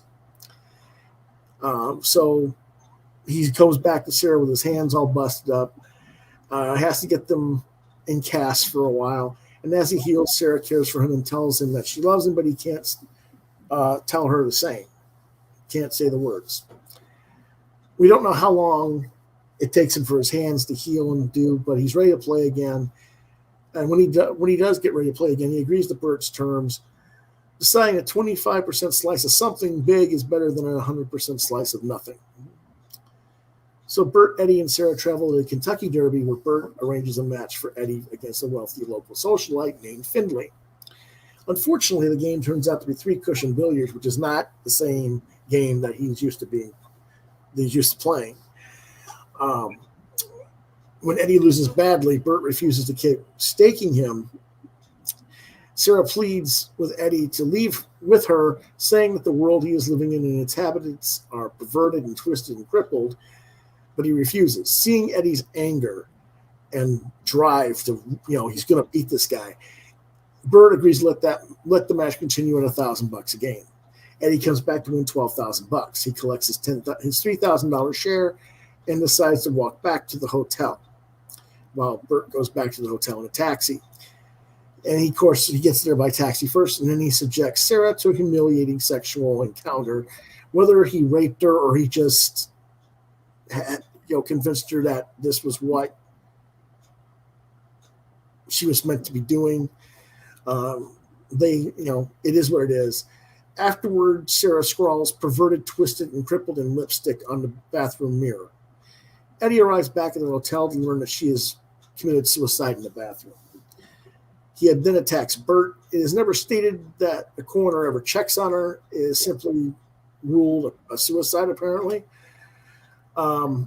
Spiritually destroyed at the loss of Sarah, who he does love, Eddie returns to challenge Fats again, putting up his entire 3,000 stake on a single game. He wins game after game, beating Fats so badly that Fats is forced to acquiesce and claims that he quits. Bert is back in the room, and he demands half of Eddie's winnings and threatens to have him beaten unless he pays. It also reveals that basically he had both of his thumbs broken and everything that's gone bad is all Bert's doing. Eddie says he'll come back to kill Bert if they don't kill him. If he survives their beatdown, he'll come back and kill him for what he did to Sarah. And that shames Bert into letting it go and letting him leave by provoking Sarah's memory. Instead, he orders Eddie never to walk into a big-time pool hall again, more or less. So Eddie and Fats compliment each other as players, and Eddie walks out with his money, ultimately getting what he said he was going to get, which was the money, but still being a loser because he lost Sarah. Like I said, he finally admits he loved her in the final scene of Bert. When she's gone, it's too late in the process. My thoughts are the cast is superb. Piper Laurie is nominated for an Academy Award in the role of Sarah. Gleason as Minnesota Fats is so powerful that Bro Billiards player Rudolph Wanderone adopted the nickname of Minnesota Fats, claiming that the role was based on him. Wanderone's main rival, Willie Marconi, was a technical advisor for the film and taught Newman how to shoot pool for the film. George C. Scott as Bert Gordon. Again, just crazy seeing him that young. I didn't recognize him. Mm-hmm. But he also received a nomination for an Academy Award for this film, but he refused it, as he did all of his Oscar nominations, because he never wanted to be in competition with others. He probably would have won if he had accepted the nomination. That's how popular his performance was. The character of Eddie is very intriguing, and his story continues in The Color of Money, which we'll discuss next. I give it 4.5 stars. You give it 4. Do you have anything to add? Not really. I gave it 3.5. And again, it's not the easiest movie to watch, especially for what happens to the character of Sarah. Piper Laurie was excellent, and you just you really feel for her. Mm-hmm. But you feel for both of them, really. You want them to be successful, but you also know that. Well, I didn't expect her to die, but I did expect them to not work out. Mm-hmm. And this was my first time seeing the film, actually. So I was really surprised by that at first, but then when I realized what was going on with the sexual encounter, and then she went in the bathroom and started writing on the thing, I said, "Oh crap!" I knew what she was gonna do, So I was like, "Oh man, that was okay," Very similar thematically to Cool Hand Luke, with person getting beat up at the end for killing, effectively killing someone, yeah, just different things going on there. But let's go ahead and move on to The Color of Money, which is 86, 25 years later.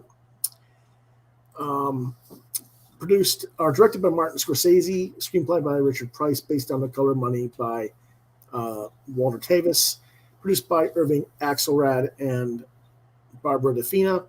Stars Paul Newman reprising the role of Fast Eddie, Tom Cruise as Vincent DeLaura, Mary Elizabeth Mastrantonio as Carmen, and Helen Shaver as Paul Newman's girlfriend. I can't remember her name. Production companies: Touchstone Pictures and Silver Screen Partners 2.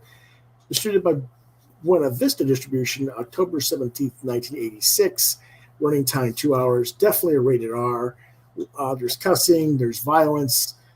There's a couple of, well, let's put it this way. Anytime Master Antonio is in the hotel room, she's got her shirt open with her breasts half revealed, and she's wearing nothing but her panties from the waist down.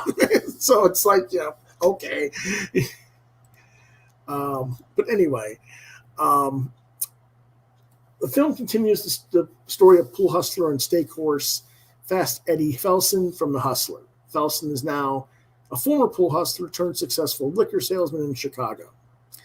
He still stakes bets for other pool players, including fellow hustler Julian, who at the beginning of the movie is outmatched at 9-ball by the young and charismatic Vincent Loria.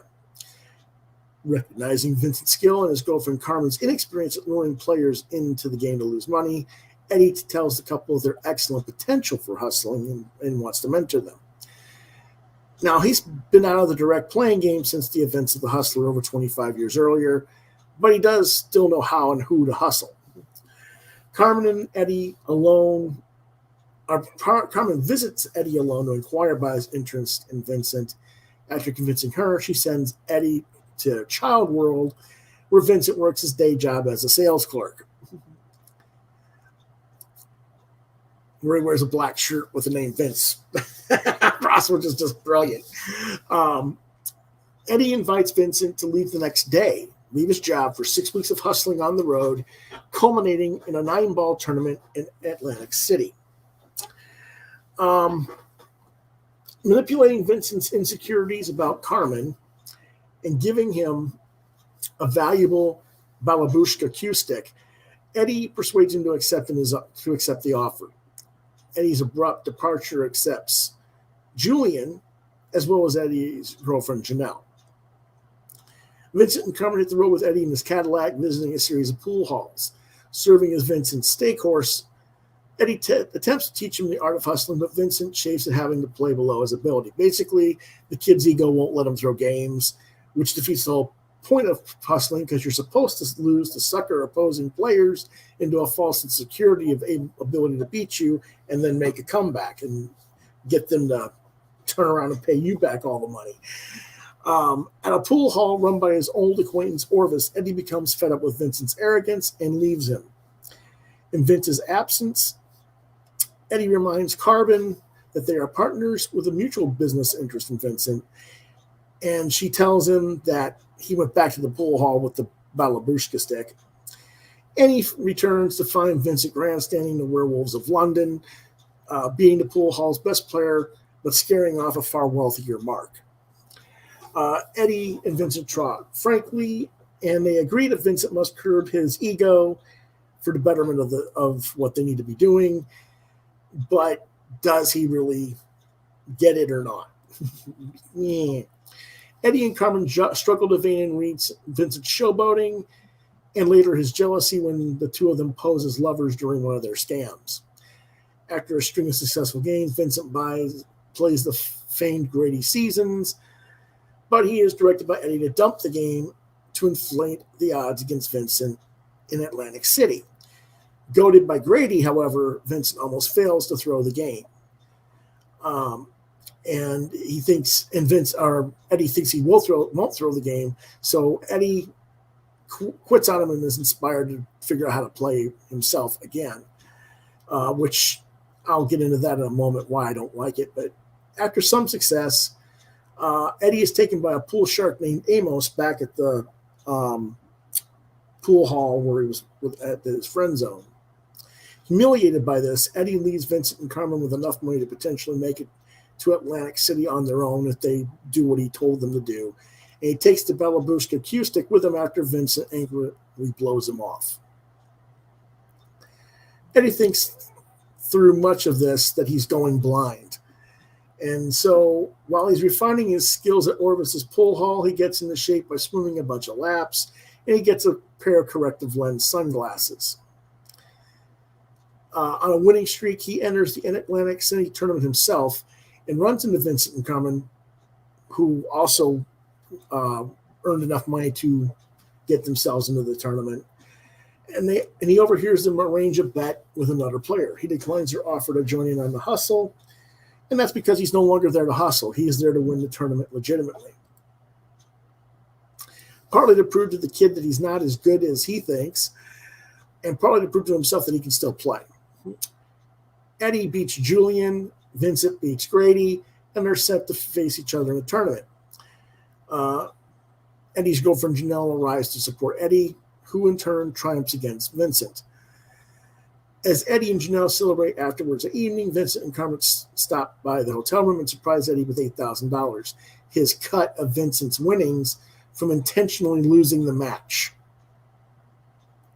This completely kills Eddie in his drive to play, because, why did you dump? You're here to win. Vincent did not learn the lessons. You dump when you're hustling. When you're playing for a tournament to win, you play to win.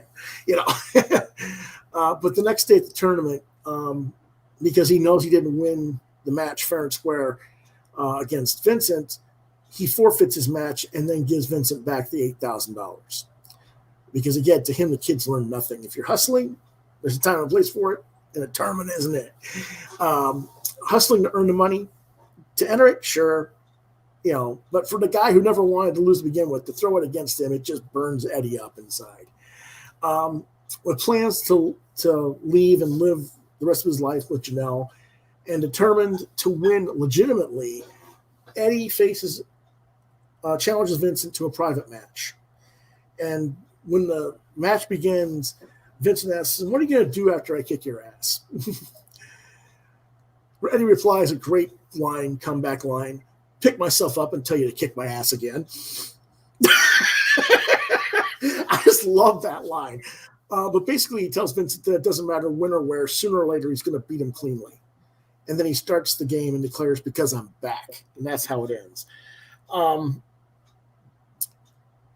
Scorsese fails to make this a true sequel. It is a sequel to The Hustler, but they failed to bring back the two key players from the original movie, Minnesota Fats by Gleason and Burt Gordon by George C. Scott. This is because they could not make the story strong enough for either Gleason nor Scott to come back to reprise their roles. They did try. But either way, they should have made some sort of threat or endangerment on Eddie's life for being in the high-stakes tournament to make good on Gordon's threat from the first film. That's the main thing that's missing from this film. Now, I didn't even know that The Hustler was the precursor to this until more recently. I saw it when it originally came out in '86. I was 14 years old. And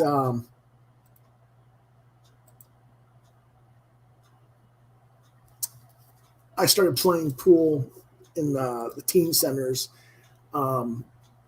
in tournaments when this film came out. So that's why it's kind of one of my favorite films, because I was in the pool at that time. I did not like the Cruise character. I thought he was a dick. But that's what Tom Cruise plays anyway, all the time. And I admit I had a crush on Mary Elizabeth Mastrantonio for years because of this role. Again, here we go. She wins an Academy Award nomination, and finally Newman wins the Academy Award for Best Actor for this film. Yes. And it's like, this isn't his, and I can't say this is his strongest performance. He deserved it for other films we've talked about. And I think a lot of people felt like it was basically like the Lifetime Achievement Award. Like he should have won ages ago. Yeah. As usual, Cruise is playing his cocky, arrogant, know-it-all self, same douchebag he always plays.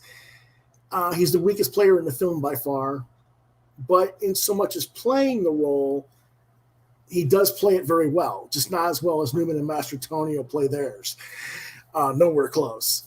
I'm also a huge fan of the soundtrack of this movie, particularly the Eric Clapton single, in the way you use it. But it also featured Don Henley, Mark Knopfler, Robert Palmer, and of course Werewolves by London by Warren Zevon. And I will say, I love the soundtrack too.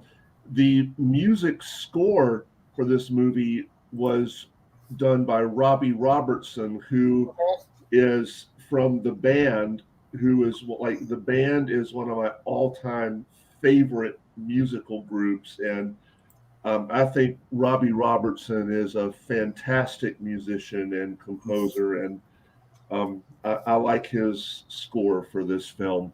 Yeah. Like I said, I saw this when I was 14. I watched this. I've watched this film probably 30 times. Um, just something about it. Probably because I was playing 9-ball all the time at that time. And it's interesting that they changed it to 9-ball in the more modern time, partly because 9-ball become popular and it was on ESPN all the time and stuff. But it's a quicker game than regular billiards or 8-ball, which is what was being played in the Hustler. And I think that's very interesting because it demonstrates the impatience of Vince as well.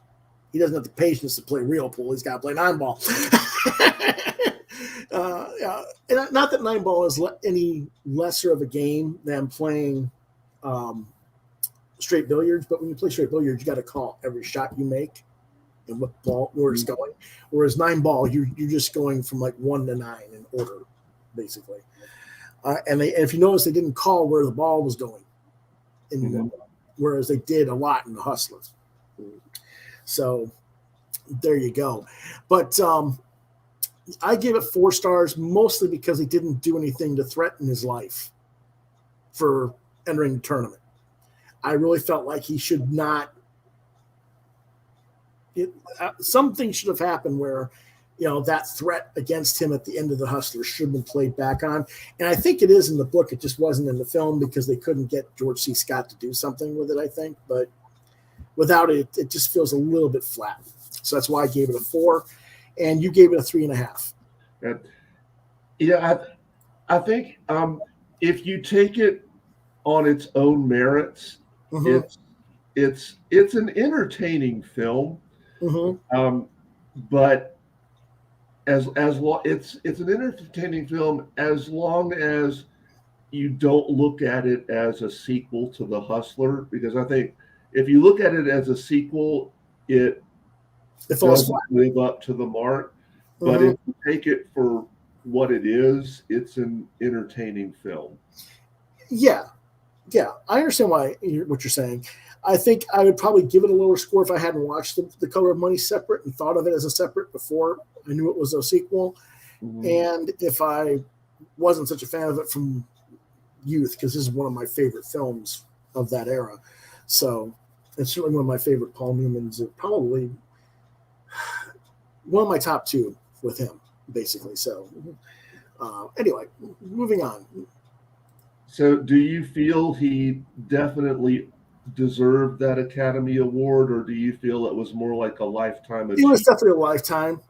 I mean, don't get me wrong, he played it well, but it wasn't like leaps and above what he played for in Butch and Sundance, which he didn't get it for, or for The Hustler, which he didn't get it for, or HUD even. HUD he was nominated, didn't win. He'd been nominated so many times and never won. I think he got nominated 8 times before he won. So it was like, it was definitely more of a lifetime achievement. But at the same time, when you consider how strong Monster Antonio's play was and that she won for Best Supporting Actress as well, I think the two of them, I think she did lift him up to a performance that was worthy, but I still think it was more Lifetime. Our last film is The Sting from 1973. And I'll let you read it. So, directed by George Roy Hill from Slapshot and Butch Cassidy. Written by David S. Ward, produced by Tony Bill, Michael and Julia Phillips, starring Paul Newman, Robert Redford, Robert Shaw, Eileen Brennan, Charles Durning, Robert Earl Jones, Dana Elcar, production companies Universal Pictures and the Zanuck Brown Company. Distributed by Universal Pictures. Release date Christmas Day 1973. Rated PG. What it's about: in 1936, small-time hustler and con man Johnny Hooker Redford runs foul of the Chicago mob when he grifts $11,000 from a courier. His partner murdered. He flees from Joliet to Chicago to meet with a major con artist named Henry Gondorf.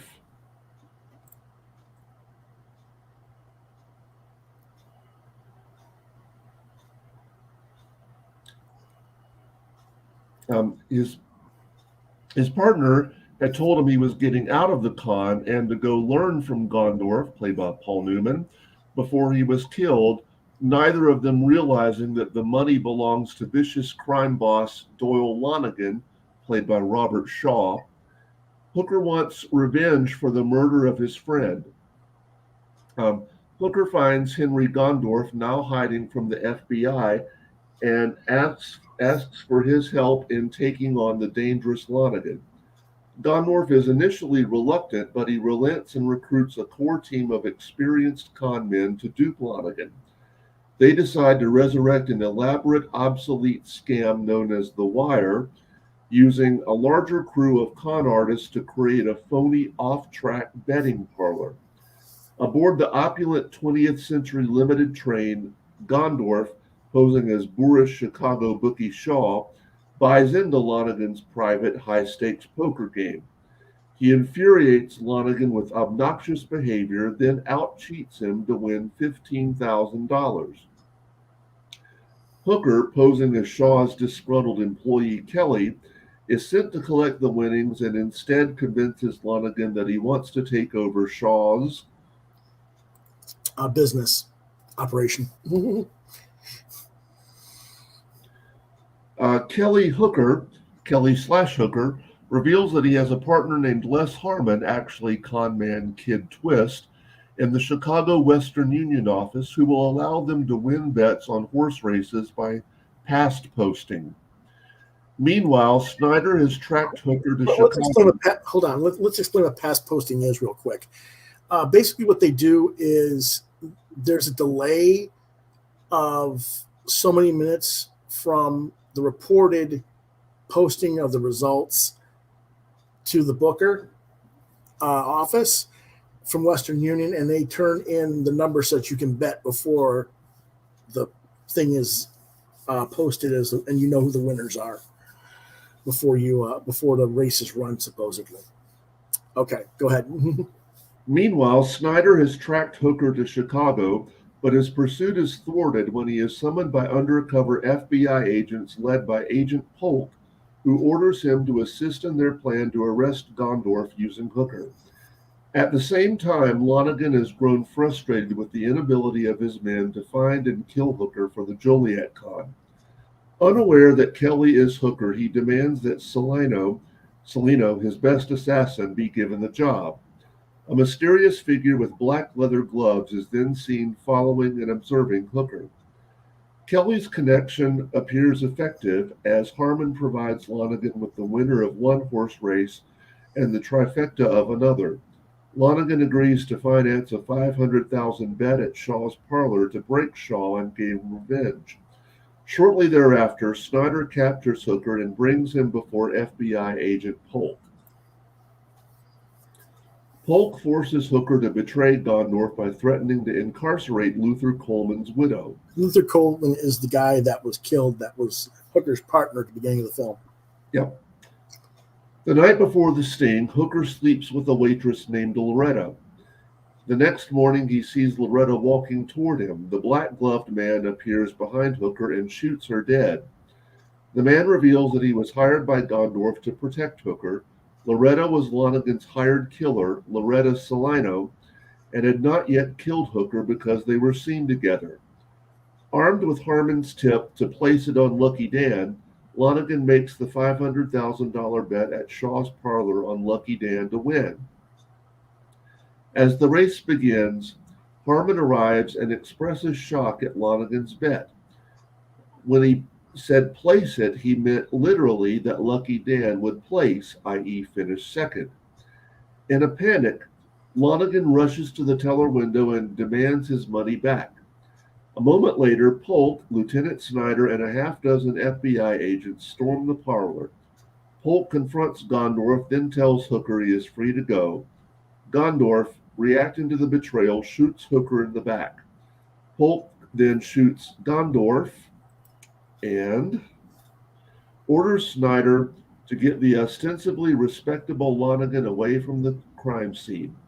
With Lonigan and Snyder safely away, Hooker and Gondorff rise amid cheers and laughter. The gunshots were faked. Agent Polk is actually Hickey, a con man running a con atop Gondorff's con to divert Snyder and ensure Lonigan abandons the money.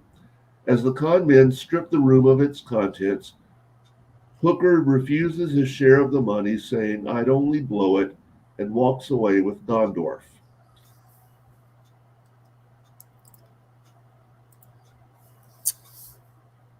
Neither one of us think this is a great film.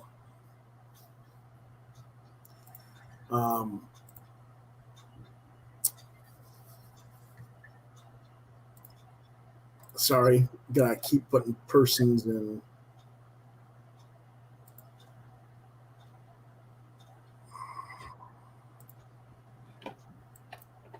I gotta refresh my page. I'll be right back. Okay. Oh no, I can't refresh the page. Never mind.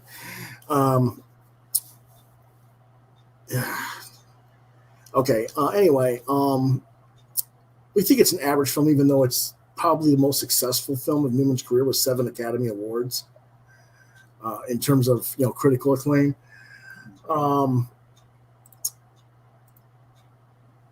The entire cast is exceptional. Once again, the story is solid. There's a couple of times twists in the con are such that the audience should be wondering who is scamming whom. Redford, he kind of underplays his role in an appropriate manner, but I don't like his character all that well. Robert Shaw is perfect as Lonigan. Yep. And Newman is really not playing a lead role. He's playing more of a supporting role because Hooker is really the center character. Mm-hmm. And propels the plot forward as the inside man of the con. But I will say that Newman's performance in the poker game scene was superb. I did give it 4 out of 5, mostly because of its reputation, but you gave it a 3. So I think you're wrong. I don't know. I mean, we're probably both should give it a 3.5 and call it down the middle, right? But I'm not a.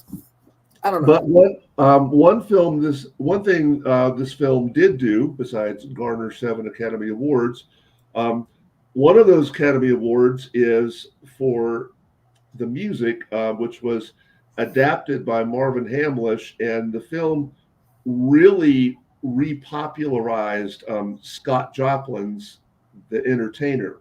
Mm-hmm. So if you're familiar with The Entertainer, you can pretty much thank this film for making it popular again.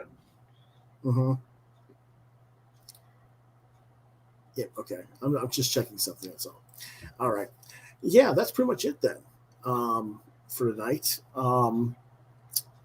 Overall, I mean, there's obviously a bunch more films that we could talk about with Newman. He had many films other than these that were well performance, but these were just the ones that both of us kind of agreed were worth talking about. Mm-hmm. And we wanted to do something that gave a wide enough diversity of range, or so we thought, because when you start picking these films, there's a lot of commonality between them. In the type of films that Newman liked to pick, he liked to pick these unlikable characters and try to make the audience care about them. And like I said, I don't know if he was alive. The first thing I'd interview him is because he was such a nice person in real life. It's like you wonder if he's just like, well, all the evil that's in me, I'm going to put him into these roles or something. I'll play the jerk over here, and be nice otherwise, which is kind of cool in a way. But I don't know. Just a lot of weirdness in this film, though. I knew that, I knew how it ended. I knew that they weren't going to actually kill each other and stuff like that. But I don't know. It's kind of weird how they all got away with it, more or less, you know. But oh well. So okay, that's it for tonight. Appreciate everyone for watching. And next Sunday, I will have my live draws, and then next week for the film on Friday, our theme will be superhero films, and we'll be back, John and I, to talk about that. And I don't know what else I'll have next week yet, but we're going to start hopefully doing the reviews for comics and other things again as well. Alrighty, folks. If you enjoyed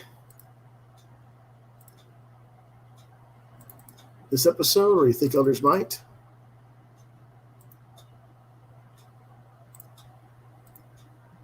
hit the like, share, and subscribe buttons to continue to get support from this, get content from this channel. As always, I thank you for watching, and we'll see you soon. If you want to reach out to me on Facebook, Facebook is Lewis.BrightRaven. At Twitter at LewisBrightRaven2. You can see some more of my artwork at deviantart.com/BrightRaven. You've been watching Quoth the Raven, Lewis Brightraven, exclusively on YouTube. Email questions, quothravenlbr72@gmail.com. If I don't get back to you, try lewisbrightraven@yahoo.com. If you want to reach out to my co-host, it's Gray Figaro, GreyFigaro at Gmail or Hotmail. Hotmail.com. Alrighty. We'll see you next time. Have a good night. Good night, everyone.